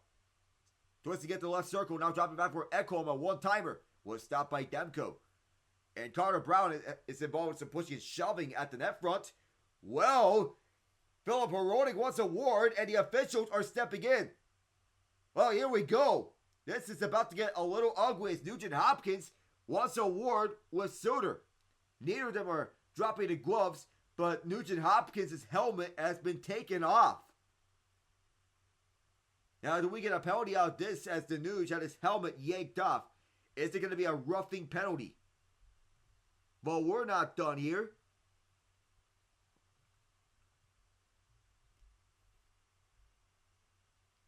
It looked like the Canucks didn't like where Connor Brown is standing. Nugent-Hopkins had his helmet yanked off, and Hronek may be going off for roughing as Brown was right in front. The little stare down on Demko. And then Hronek had some couple shots at first. They were all focused on Nugent-Hopkins. The chaos between the Nuge and Hronek ensued. See who ripped him off? Ripped the helmet off? It looked to be P.S. Suter as Philip Hronek was caught in the middle of the chaos. Nothing here on the penalty. At the left circle, a false start in the faceoff. The Nuge is sitting down on the bench. Clock is reset to 4:20. Hronek gets some discomfort after that last scuffle. Well, it's been a very eventful second period. Carson Soucy moves it up at the far side of the boards. Scooped up by Darnell Nurse. Nurse to go coast to coast as it's moved up at the far half boards as the Oilers back at it. Draisaitl with drop pass. Swap shot in front. It's loose. Vancouver scoops it. Brock Besser. Or Conor Garland rather. From the near side as he sends this one in. Draisaitl with the first one back at the near corner. Ekholm there as well, but the Canucks take it away. At the left point. Holding it. One time from Pettersson. And a deep shot that was blocked aside. And up onto the net. Whew. That's sweet Podkolzin who wanted to block that last shot. He took all of that one from Pettersson. And he paid the price. Ooh. It was a big vicious block by Podkolzin. And it bounced off the crossbar. It was Podkolzin again who dove right in front. And this puck changed angles. Right off the top of the glass and on out of play. Off Podkolzin, off the crossbar, and into the netting. Oilers take this face off. Scoop this one out. And they move back inside. Hyman slows up. This wrist shot wide to the cage. This bounces at the far half board, scooped up by Miller. Oilers hold it. They need a lot of help here. Corey Perry on the hold. Back at the trapezoid, settled down by the Oilers on a failed clear. Henrique holds it in. Perry couldn't handle it. Hyman could. Shove once, then twice. Dispossessed at the puck. Vancouver gets it out. Suter is tied up. Gets some help. Walking in with this is Hronek. The first over to the left side, but can't get the open man to work with it. Emerson, deep pass for Perry, who can't get this breakaway up because he mishandled it. Slam onto the boards by Susie. Less than 3 minutes to go here in this second period. Up and about the far corner. Noah Philp joining on the rush, and down goes, I believe, can't get a number onto as they're still battling with Corey Perry, who is down on his knees. Philp handles this one. Bounces up, and it's still down. At the far half boards, Linus Carlson tangled up. Oilers hold it in as they get this one around. At the near half boards now. Back deep as this goes past Susie. Now at the far side, Vancouver can't get it out. Good sustained pressure by the Oilers, but finally the Canucks get it out, thanks to Max Sasson. Back deep at the Edmonton line, the Oilers with it, as Sasson is watching. He'll go out for a change. Ekholm's taking his time with it, as he's behind the crease where Pickett's standing. Ekholm's going one-on-one with DiGiuseppe, retreats back to the trapezoid with 2 minutes to go. Ekholm waits some more. And again, Ekholm continues to wait, just toying with DiGiuseppe. At the near half boards, deflected in by Danuge, retrieved by Forbert, and deferred to Heinen, as Vancouver will start up. Tangle up from Connor Brown, who wants to take it away, but cannot as Desharnais was also there.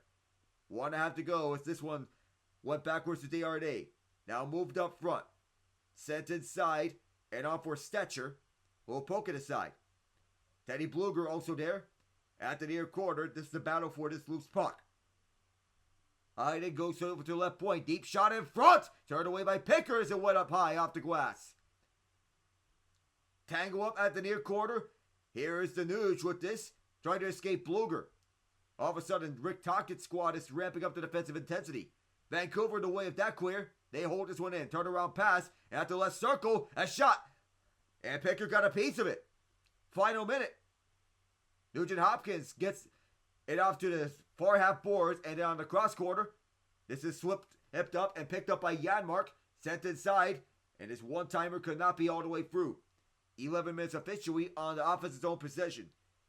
Held in by Arvidsson at the right circle as Edmonton is still looking. Bad pass here, but it's held in by the Oilers. Now back deep for Henrique, or Hyman rather. Collected up by Draisaitl. Draisaitl cross onto the right circle. A rip! And Demko outside with 27.9. Podkolzin with the last shot.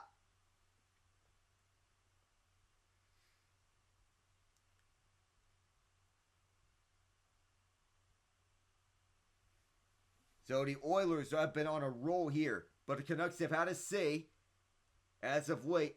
Vasily Podkolzin and did want a response here. He had a good look at that right circle on either one of the top corners. 26-15, the shots in favor of Edmonton. Yet even having 4 shots in the second period for the Canucks, they scored on 2 of them. They shot wide of the cage, or hit the side of the cage here for Edmonton as they go back in front. And the Canucks were there right on time. Tight angle shot in front! And Demko jumped there on time. 13.9 to go in the period, and Hyman still looking for the hat trick. Not getting it now. Well, isn't this close? Oh my goodness. Good work by Adam Henrique to keep this one alive and in. And Hyman, who was robbed of the glove hand of Demko. Hyman sitting up at the front of the crease looking for the hat trick. 10 seconds left in the period as the Canucks are back in. Back deep is Emberson. Ty Emberson tangled up by the Canucks. Trying to break away. Can't do it. And that'll end the second period. The Oilers led by 3 entering this period. They exit this period leading by 3. They were up by as much as 5. Zach Hyman on hat trick watch. But Canucks have scored the last 2 goals. Second intermission report coming up next. In just a moment, I am Alec Nava. We'll return.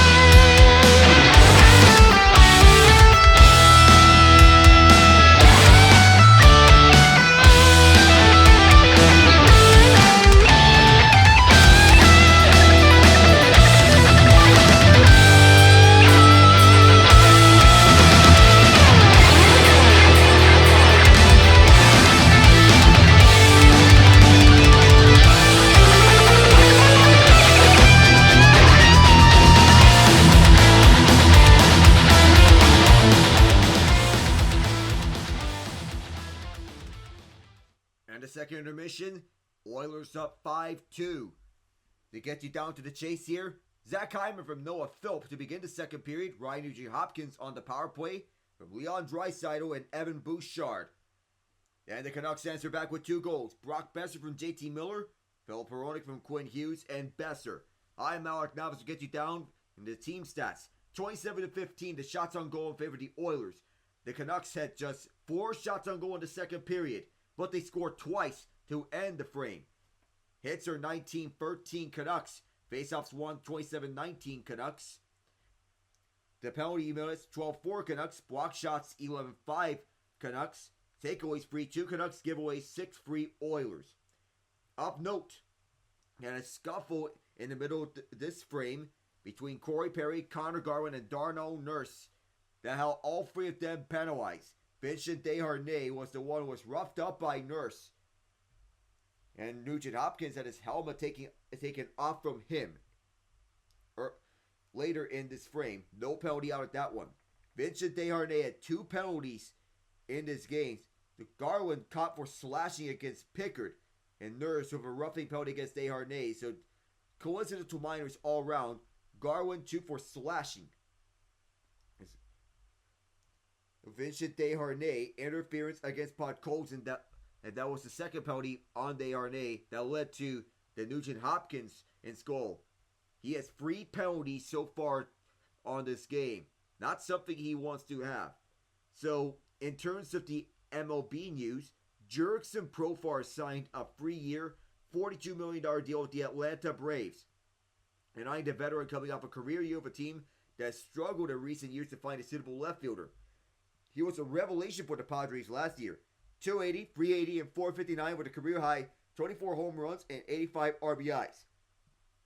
He was once a top prospect in all of baseball. Made his first All-Star team and won a Silver Slugger. All on a 1-year, $1 million deal. Cashed in with the Braves, who have been a number of teams interested in Profar's on-base skills as well as his ability and his energy to invigorate Padres supporters and infuriate rival fan bases. He'll join Michael Harris II and Ronald Acuna Jr. on the outfield.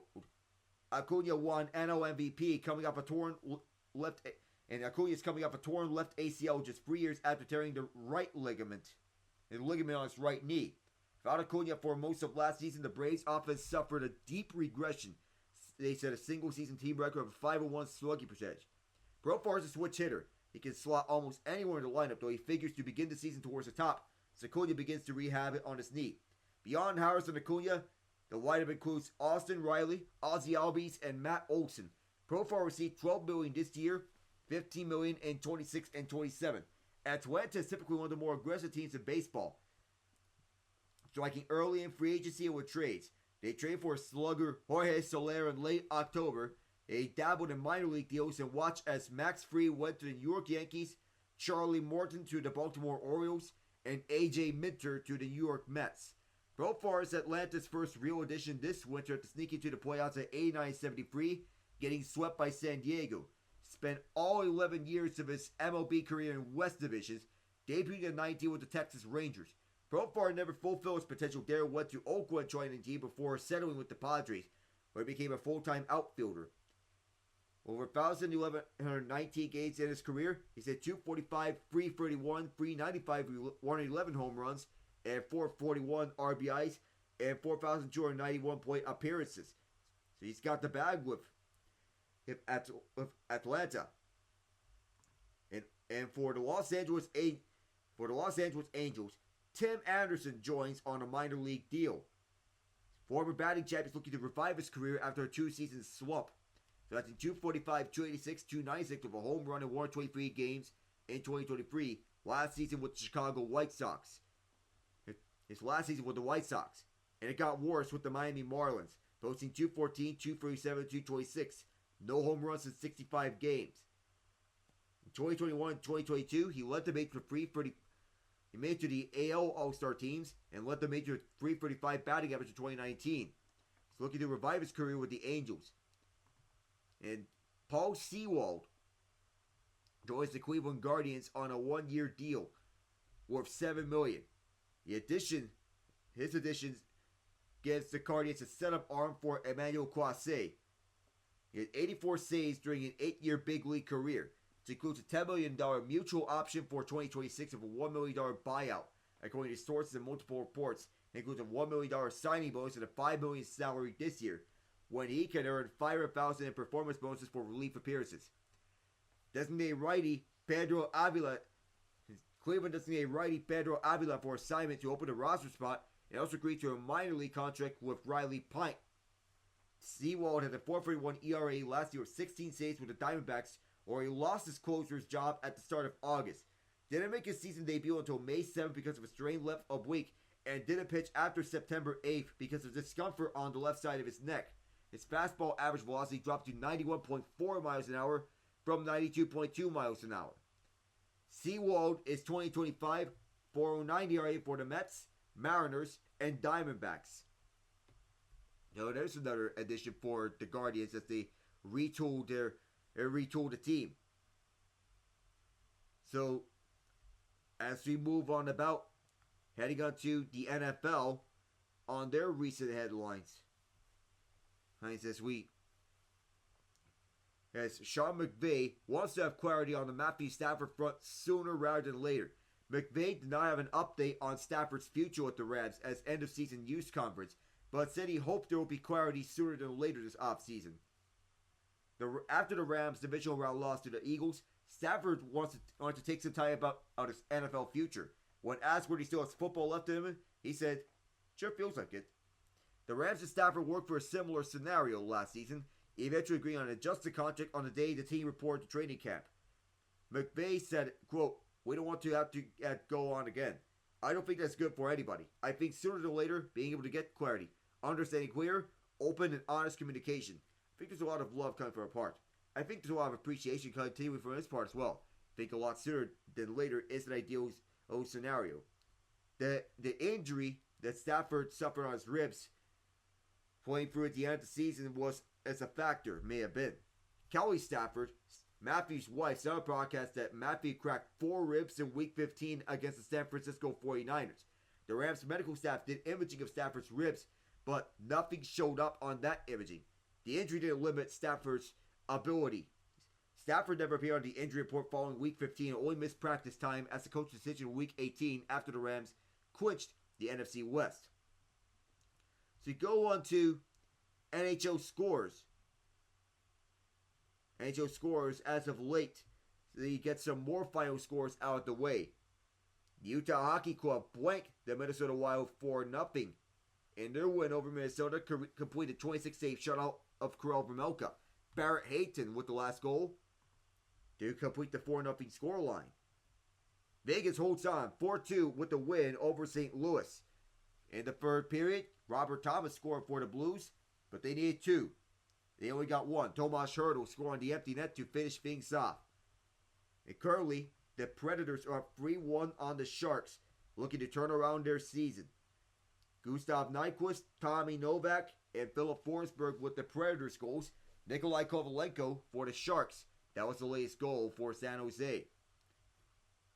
Capitals and Kraken at the end of 1. They are scoreless. Goaltenders being Charlie Lindgren, 9 of 9. Joey Daccord, 15 of 15. Sabres and Flames tied at 2 at the end of 2. Jonathan Huberdeau at the lone goal in the first period shorthanded. Matthias Samuelsson and Tage Thompson the goals for Buffalo in the second period before Nazem Kadri tied it up with his 16th of the year. And the Ducks are up 2-0 on the Penguins to begin the second period. The goals from Mason McTavish and Alex Killorn. And John Gibson stopping 12 of 12. Alex Nedeljkovic is 10 of 12. Going about in the NBA, there was a game in Paris. The San Antonio Spurs winning in front of a Paris crowd, rolling by them 140-110. Victor Wembanyama with 30 points, 11 rebounds, 6 assists, 5 blocks. 20 points for Harrison Barnes with 7 rebounds, 3 assists, 2 steals. 25 for Devin Vassell, 3 rebounds, 4 assists, 2 steals, 2 blocks. 13 points for Jeremy Sohan with 9 rebounds. 11 for Trey Jones with 8 assists. Dominating victory. 24 for Bennedict Mathurin with 3 rebounds and 2 steals. 18 points for Pascal Siakam, 4 rebounds, 6 assists. 14 points for Miles Turner. 13 for Tyrese Halliburton with 7 assists. Obi Toppin with 13 points in the losing effort. And the Toronto Raptors edge out the Atlanta Hawks.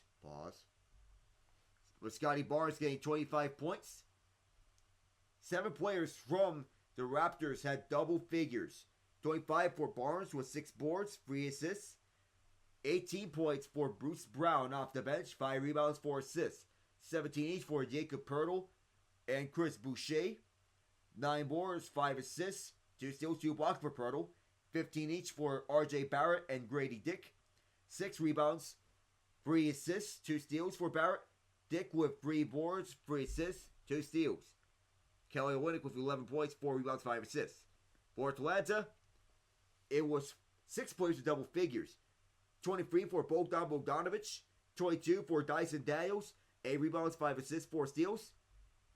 18 for Trae Young with 13 assists. 19 for Onyeka Okongwu, 12 boards, 4 assists. And 13 points for Vic Krejci, no relation to David Krejci. The Dallas Mavericks defeat the Oklahoma City Thunder 121-115. As they get 28 from Spencer Dinwiddie, 22 from PJ Washington, 24 points from Kyrie Irving, 3 rebounds, 4 assists. In the effort, 14 points for Olivier Maxence Prosper, 33 for Jalen Williams without the Y, 31 for Shai Gilgeous-Alexander, 7 assists each for both of them. Williams with 4 steals. So it was both of them getting the scoring for much of that game. So as we move through, the NHL is seeing a lot of action, especially with the Hurricanes scoring 5 straight goals. This game in the midst of the intermission and a lot of final scores. We're getting to the tail end here. We're right back for the third period. I'm Alec Nava. See you soon.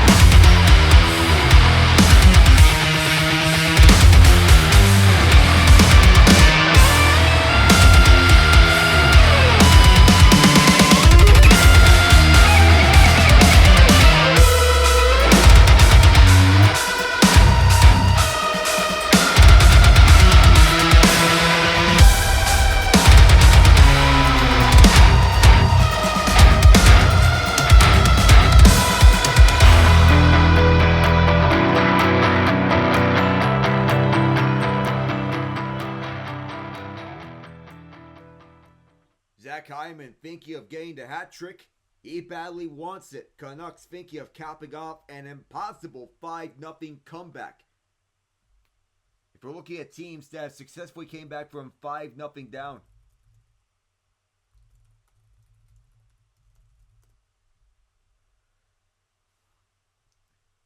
So as we look at, one of those games being the Miracle at Manchester. Underway here in the third period. And of course the Oilers, they want to erase the nightmares of the Miracle at Manchester. They led 5-0, lost to the Los Angeles Kings. The Canucks want to come back from down 5-0 to win. Oilers attacking as Connor Brown moves it over to the slot, up high. Canucks take it away. The attack was rejuvenated after back-to-back goals to end the second period. The Oilers want to silence that. Back in front as this takes a wild bounce. Now back over to the deep point. And it inadvertently bounced off his own man on the deep shot. Not what they wanted. As Quinn Hughes will reset. Near side, Pettersson moves around. Connor Brown at the right side will give it over to DiGiuseppe. DiGiuseppe got checked aside. A poke. And that was turned away by Pickard. In front! And that was also turned away as well. Farber got slammed onto the wall. DiGiuseppe on the hole. Farber's down low. Give and go. Garland forced wide and turns around.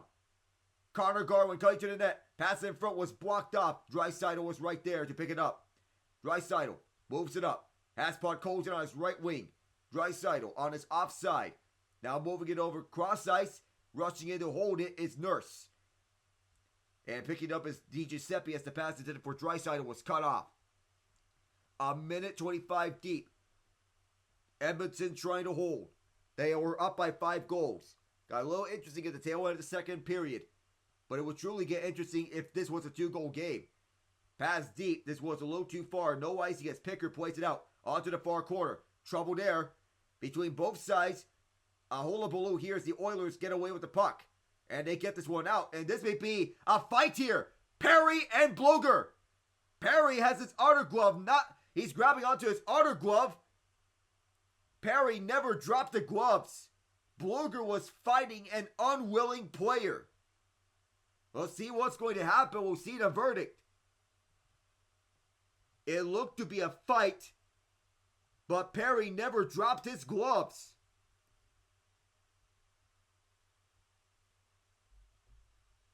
And that would have wiped out Vancouver's first legitimate chance to score, to make this an interesting game. Perry never dropped his gloves and stayed disciplined. And there was a trip by Troy Stecher, and Corey Perry knew the rules. And Blueger, it looked like Corey Perry had Blueger fall for the bait. Perry never dropped the gloves. Well, he knew I believe he knew the rules well. It's going to be coincidental minors between Troy Stecher and Teddy Blueger. It's going to be 2 minutes of 4-on-4. Perry knew the rules. He knew that there was an upcoming penalty. Stecher getting called for tripping. Blueger for roughing for trying to fight an unwilling player. Perry was not willing, knowing the situation. It's 4-on-4. The ice is reduced. But the Canucks, they need to strike here on this 4-on-4. It's going to hurt knowing that it's not a power play. Face-off won by the Canucks. Quinn Hughes is shot. Didn't make it all the way through. Hronek holds. And defers over to the right side. Rushing to it is Ekholm to pick it up at the far corner. Oilers grabbing a hold of it. Ekholm still with this. Controlling on his backhand. Bouchard right around the net. Over to Nugent-Hopkins. Move up front. This bounced off of Brown. Brown forced backwards. Pressured several times. Canucks go for a change. Ekholm with this. Matthias Ekholm still with it, the puck. Feeding it for Brown at last. Connor Brown going wide at the near corner and gives it up to Hronek. They'll drop it back for Hughes. Brown still pressuring. Not for long though, so he'll go for his change. Hughes will feed it up for Pettersson. Pettersson got into the way of one Oiler, and that Oiler shoves it towards the wall. Several stick checks, but the Canucks hold it and keep. Pass up front for Pettersson, who drops it back. Canucks are forced wide as Quinn Hughes towards a tight angle. At the left side, Hughes continue to spin and turn. Shot in front, rebound chances there. Feed in front, And the Oilers broke that one up defensively. Good defense there. They rush here. A 2-on-2 turning into a 2-on-1. Swapper! And that was turned away by Demko. 93.6. And the Canucks trying to rush back. The Oilers hounding the 2-on-1 the entire way. Conor Garland fires. Broken up in front by Nurse. That was masterful defense by the Oilers to shut down a 2-on-1. Nurse running back in front. Swept away by Demko. That was the most exciting we had in a while. Now here's a one-on-one chance as Suter moves in. Kicked out by Pickard. Now settled down by DeBrusk as he tries to move in. DeBrusk forced behind net by Ekholm. DeBrusk moves around. DeBrusk sets up Friedman for a long shot. Stopped by Pickard. And up at the side, DeBrusk over to Friedman again. The 4-on-4 is over. This one blocked in front and out of play. What a 4-on-4 saw a lot of excitement. As a 2-on-1 wasn't there, but there's a 3-on-2 on a one-timer by Brett Kulak that was kicked out by Demko. Kick save and a beauty as Kulak fell down the ensuing chase. As Canucks were going 2-on-1 before the ensuing rushback. Nurse had it poked away by Susie at the last moment, which allowed Demko to have life easier for him.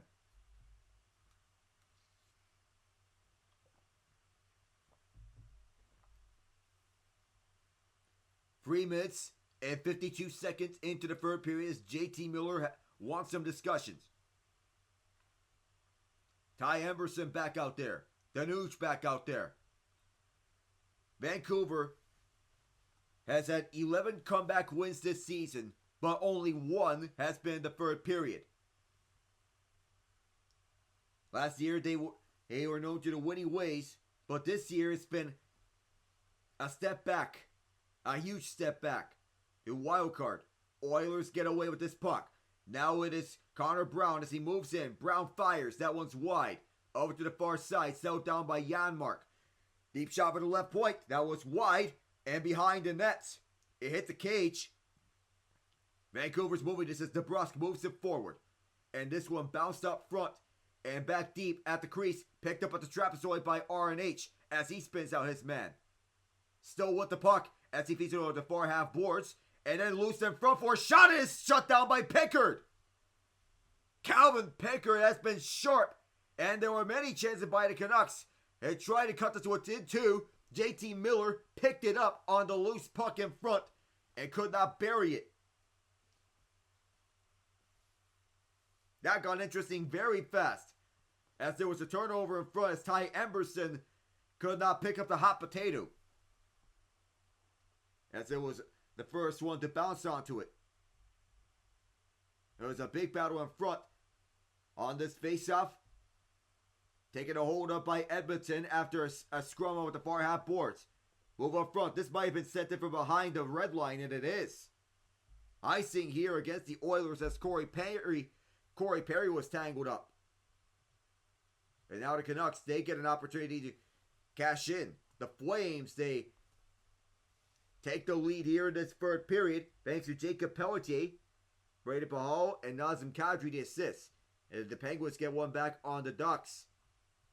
For goal from Michael Bunting on the power play, Brian Russ and Ricard Raquel, the assists. As Perry, he was sandwiched at the board, sandwiched at the Oiler bench. And Perry's in disbelief. And a word between Perry and Mark Friedman.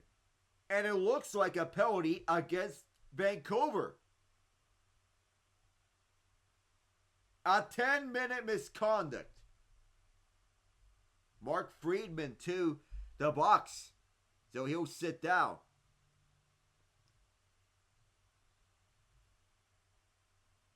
Arno Nurse wants a word. JT Miller looking to take the face-off. A 10-minute misconduct against Mark Friedman. So Vancouver's going to be down a man for these next 10 minutes. Canucks are trying to find something here. Anything. And Perry. Now he's going to be pulled off. A lot of deliberation about what the lineup is going to be. Because of that 10-minute misconduct, Perry can now get onto the bench. And they can change lines. A lot of confusion here. Miller wins the faceout. This goes for forward. A shot and a stop by Pickard. right off the draw. 19th save of this game for Pickard, having himself a solid night.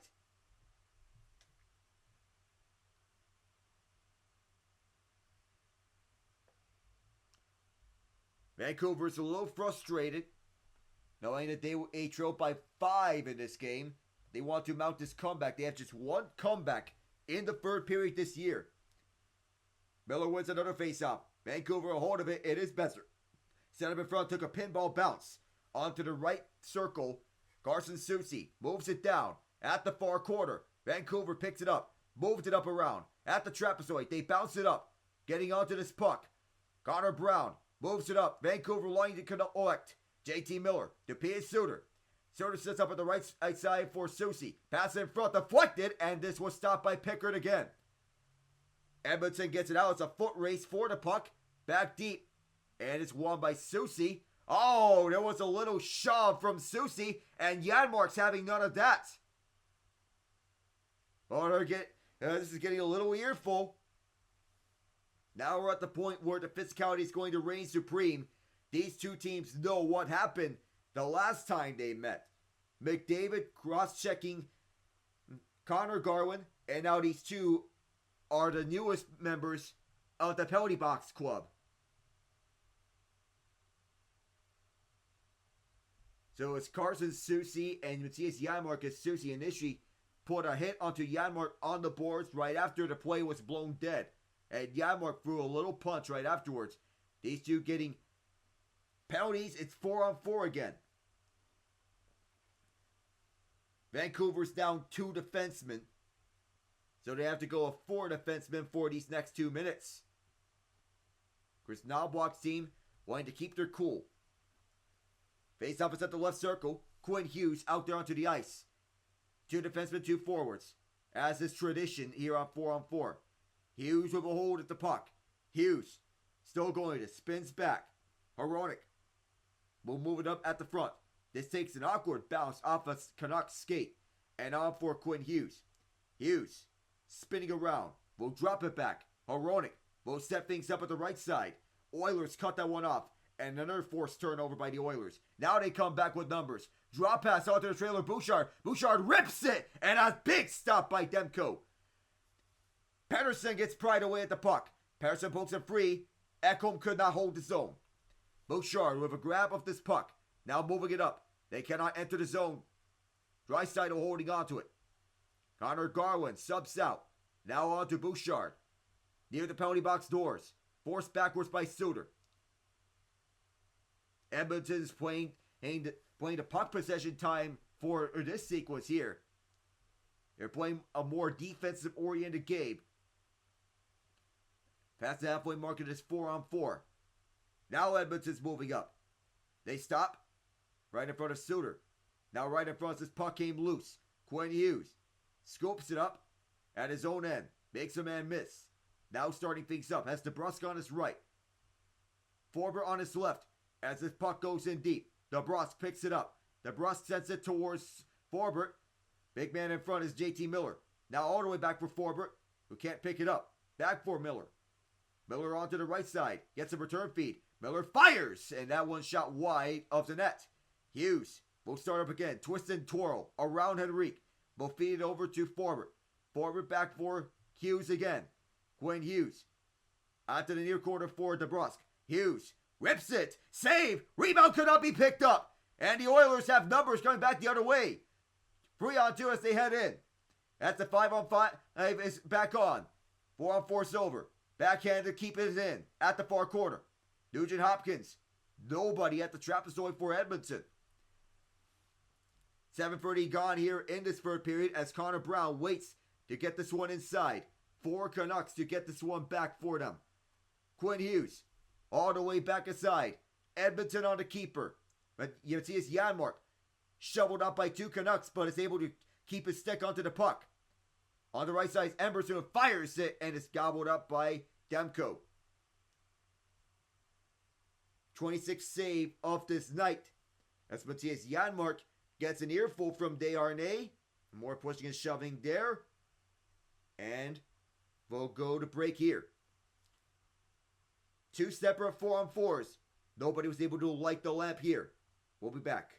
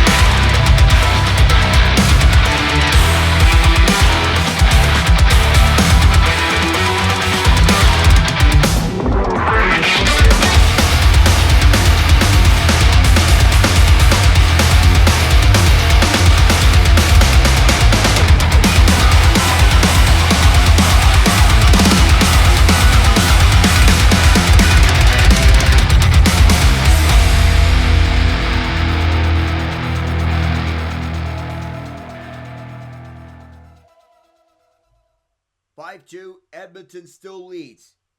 There's a lot of crashing and banging in this game. The physicality ramped up a ton. That's we Podkolzin with the biggest hit for the Oilers, right on Derek Forbert, as they were battling for this puck. Totaling 9:19 of ice time, has 6 hits, but he's been an impactful player for the Oilers ever since he stepped foot. Supposed to be the cost-effective replacement for Dylan Holloway, and he has been working out to wonders. 23-15 to hits in favor of the Canucks, but this field has felt like a playoff game. Up until it became 5-0 for the Oilers. Demko was left in the crease for a while. Max Sasson wins this faceoff. This is cleared back deep. Oilers come away with this puck as they move it up through the penalty box doors. Jeff Skinner twisted and turned as Demko leave behind. Over the far side, this may be icing against Vancouver. No, it's not. Calvin Pickard was sent to the far side. The Canucks wanting to poke check it. They keep it. From the deep right point, this was stopped by Pickard. At the trapezoid, Miller spins down his man. Vancouver wanting to get another one back. They can't now. The Oilers get this one out, and they're able to change. Rushing back onto the puck is Carson Soucy, who grabs it. Vancouver looking to restart. That's what the Canucks need. Try to tie this one up. From the near side, JT Miller stopped. Can't find anyone at that right point. Was waiting for some help and can't get it. Back deep are the Canucks. Here's Suter all the way on the far side. Sends this one in. Pickard sends it over to the far side again. Podkolzin tied up. Miller there. At the near corner, this puck goes towards that location. Cleared out by Edmonton again. Herodic picks it up for the Canucks. Herodic skies this one out. At the penalty box doors, it's a battle. And this battle in no man's land won by the Canucks. Patterson gets this one in for Besser. Pass too far for him as Nurse banks it around. Podkolzin spinning and turning. Clears this one out. One Canuck was back deep. With them looking to set up. Vancouver with it. Patterson level once again. Pickard out to play it again. Patterson drops it back in Quinn Hughes. He looked for a deflection. It was not on towards the goal. Near the halfway mark of the third. Oilers get it out again. And this is icing. Against Edmonton, they cannot change.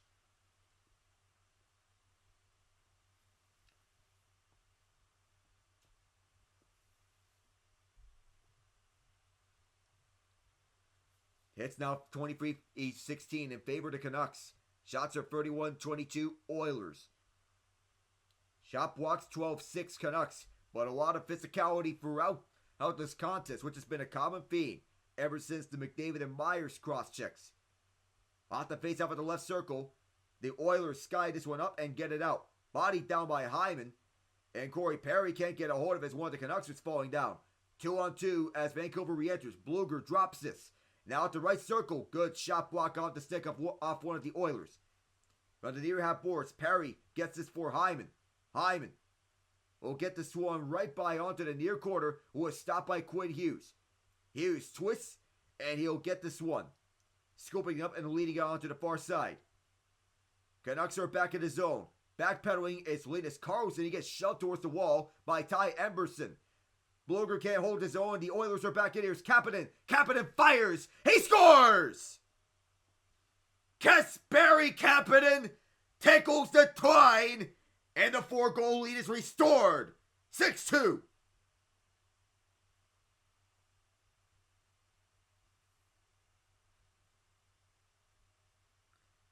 A drive onto the net, which initiated when Ty Emberson put his body right onto Linus Karlsson.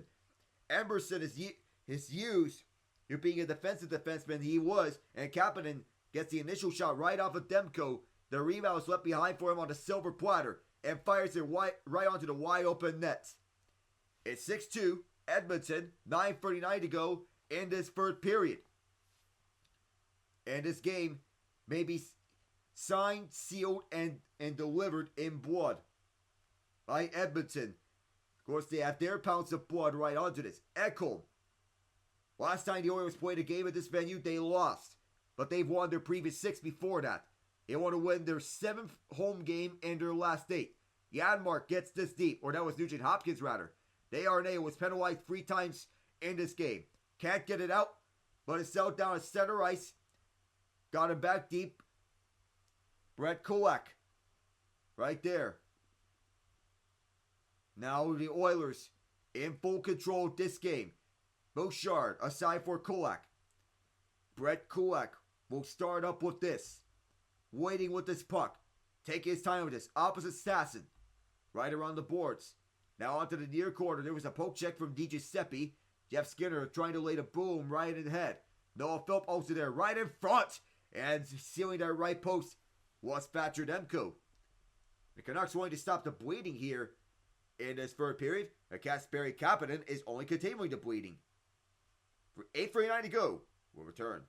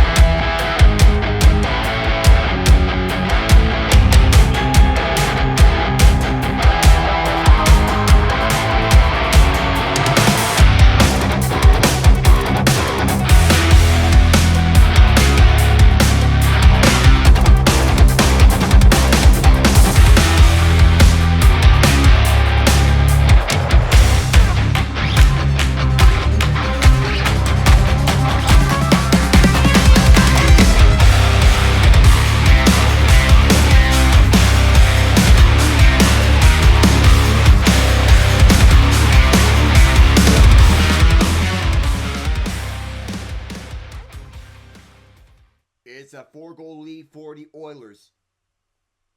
Nearing the end of this game, and it looks like the Oilers will be comfortable taking this one home. It will be a bummer for the Canucks, knowing that last time around they were on the winning end of this matchup. The Oilers have dominated this rivalry this year. Faceoff is won by Edmonton as they drive this one in. Brett Kulak makes one of the Canucks take a spill. Deep shot goes wide. Kasperi Kapanen chasing after the puck, and he has it. Kapanen will drive inside looking for a second. Can't finish it. Noah Philp going after it. Poke loose by Susie. Canucks trying to clear. Jeff Skinner with a hold. from the far half boards. This goes down low for Philp. Philp is there. Philp will twist and turn over to Kapanen. Kapanen sets up at the left point for Echo on a deep shot. It went wide. In pursuit, once again, is Skinner. Jeff Skinner sealed off by Carson Soucy at the near half boards. And his drop pass from Patterson all the way back. And this is a deep pass that goes awry, too far for its intended man.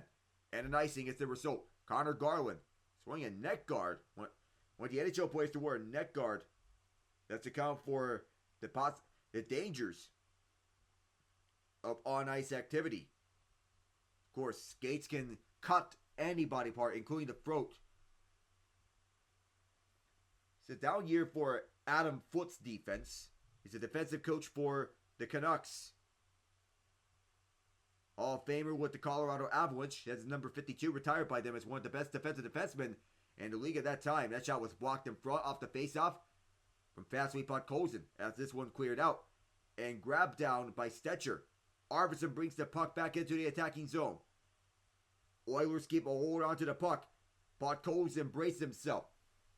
At the far corner, the Canucks get this one out. Besser scoops it up, trying to center, but the Oilers were ready for it. Backpedaling and now forward-pedaling is Arvidsson, but had it poked away from him. But the penalty box doors. Chopped forward by Suter, only to be grabbed by the Oilers. Now bouncing up through and ahead, Arvidsson. Sealed off by Derek Forbert. The Canucks once again at this puck. Besser. For Desharnais. Vinny Desharnais over to Derek Forbert. And from the red line sends this one inside. From the far corner. The Canucks are right there to keep this one in. DiGiuseppe can't get a hold of it. And now the Oilers go back the other side. 2-on-2. To the far side. Desharnais seals off his man. 6:50 to go in the period. Stick taps right ahead at that far corner as the Canucks get it out. Race for the puck will be won by Bouchard. Evan Bouchard chased by one of the Canucks. At the far side, the Oilers are moving it. Moved up through to Perry. Perry sends it over to the far corner. Zach Hyman, who is still looking for his hat trick. Might not get it here, but he won't mind a win. Bill DiGiuseppe slipped up, and the Canucks will grab it at their own zone as the Oilers get this there. Deep pass was fanned on, but the Canucks have to restart.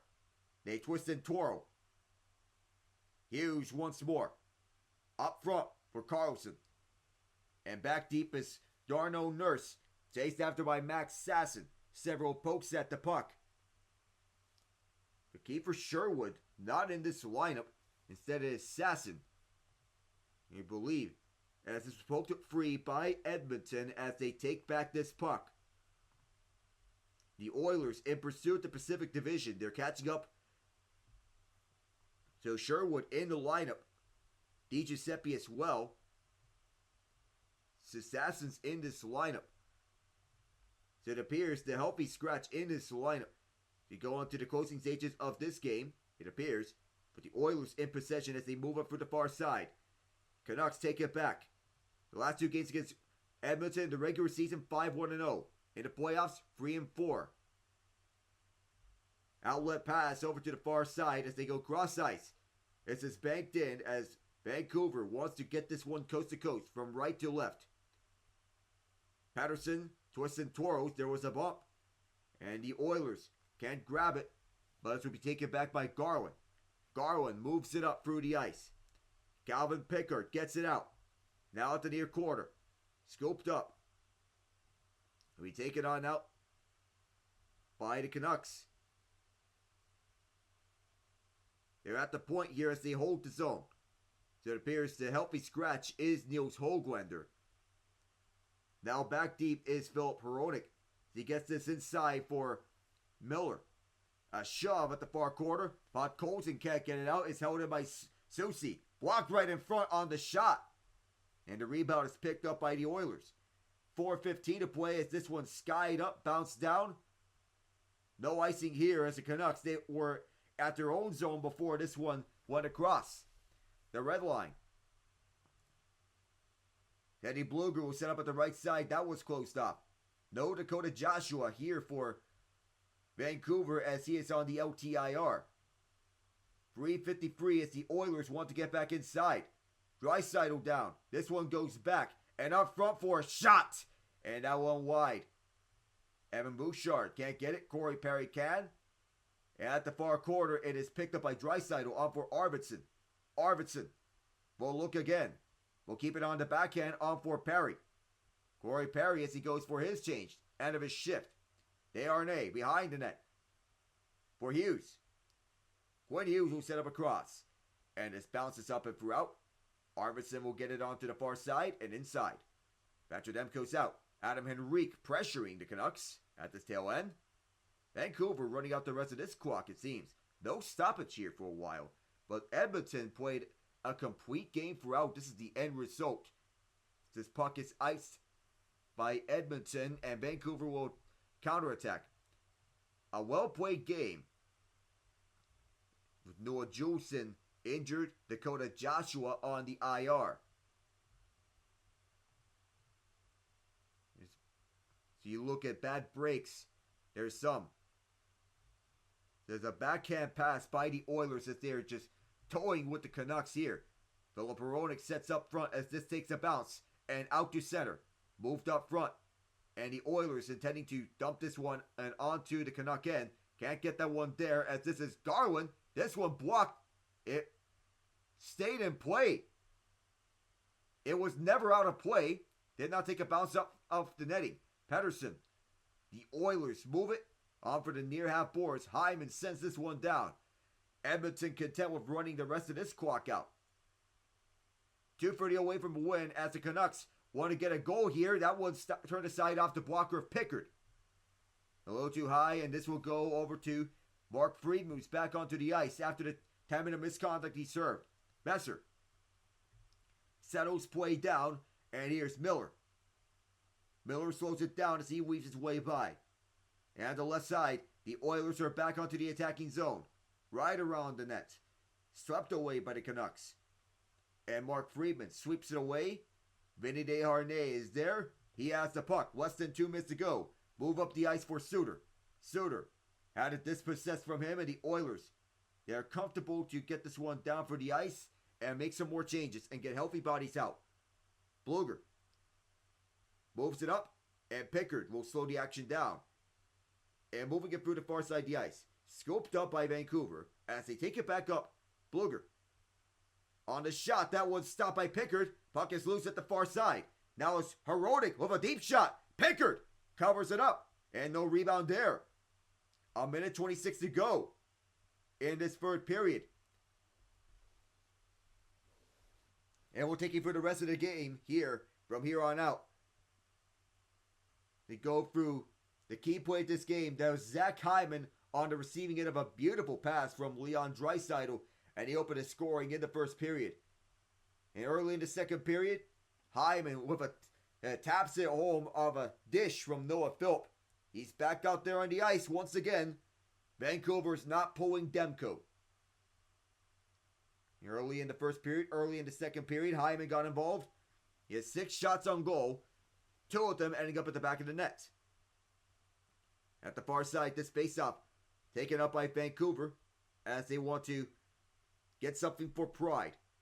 Tapped away as the shot is bounced off the blocker, or the pad I meant, of Pickard. Another one to his totals, and there's another one that went off his stick. Off that last shot from the near half boards. Right around on the net. Danny Bluger sells it down. Last minute. Adam Henrique will get this one down and out. A minute to go in regulation. No power plays for the Canucks in this game. Can you believe it? And moving in is Bluger, who rips it. That's wide. And this is out of the zone. Desharnais sells it. 45 seconds. This is as complete as a game as you'll see from the Oilers. They're coasting home to a victory and getting their revenge on the Canucks. As the shot was bounced off of Pickard. And the Oilers. Noah Philp getting this one by. He's slowing the action down. 25 seconds left. This is complete of a game as you'll see. Offensively, defensively, the Oilers have been involved in all phases of the game. And they were active and they disrupted the Canucks attack for all 60 minutes. And the Oilers getting the celebrations on here right now as this last shot was blocked. And the Canucks will run out of time before they can even get a shot off. and they will get a shot off, which is caught by Pickard. The Oilers win, and they do it big. In the aftermath of what happened this past Saturday, it is a 6-2 drubbing of the Canucks as they take the last of the 3-game season series against them. The Canucks lose 2 in a row. The Oilers snap their back-to-back losing skid, and they win here at home for the 7th time in 8 games. Your final score 6-2, 34-26, the shot advantage in favor of the Oilers to end. 25-18, the hits for the Canucks. 34-26, the faceouts for the Canucks. Penalty minutes, 26-8 for the Canucks. Block shots, 13-12 Canucks. Takeaways, 6-3 Oilers. And giveaways are even up at 9. That's all from Edmonton. I'm Alec Nava, saying so long. Good night, everyone.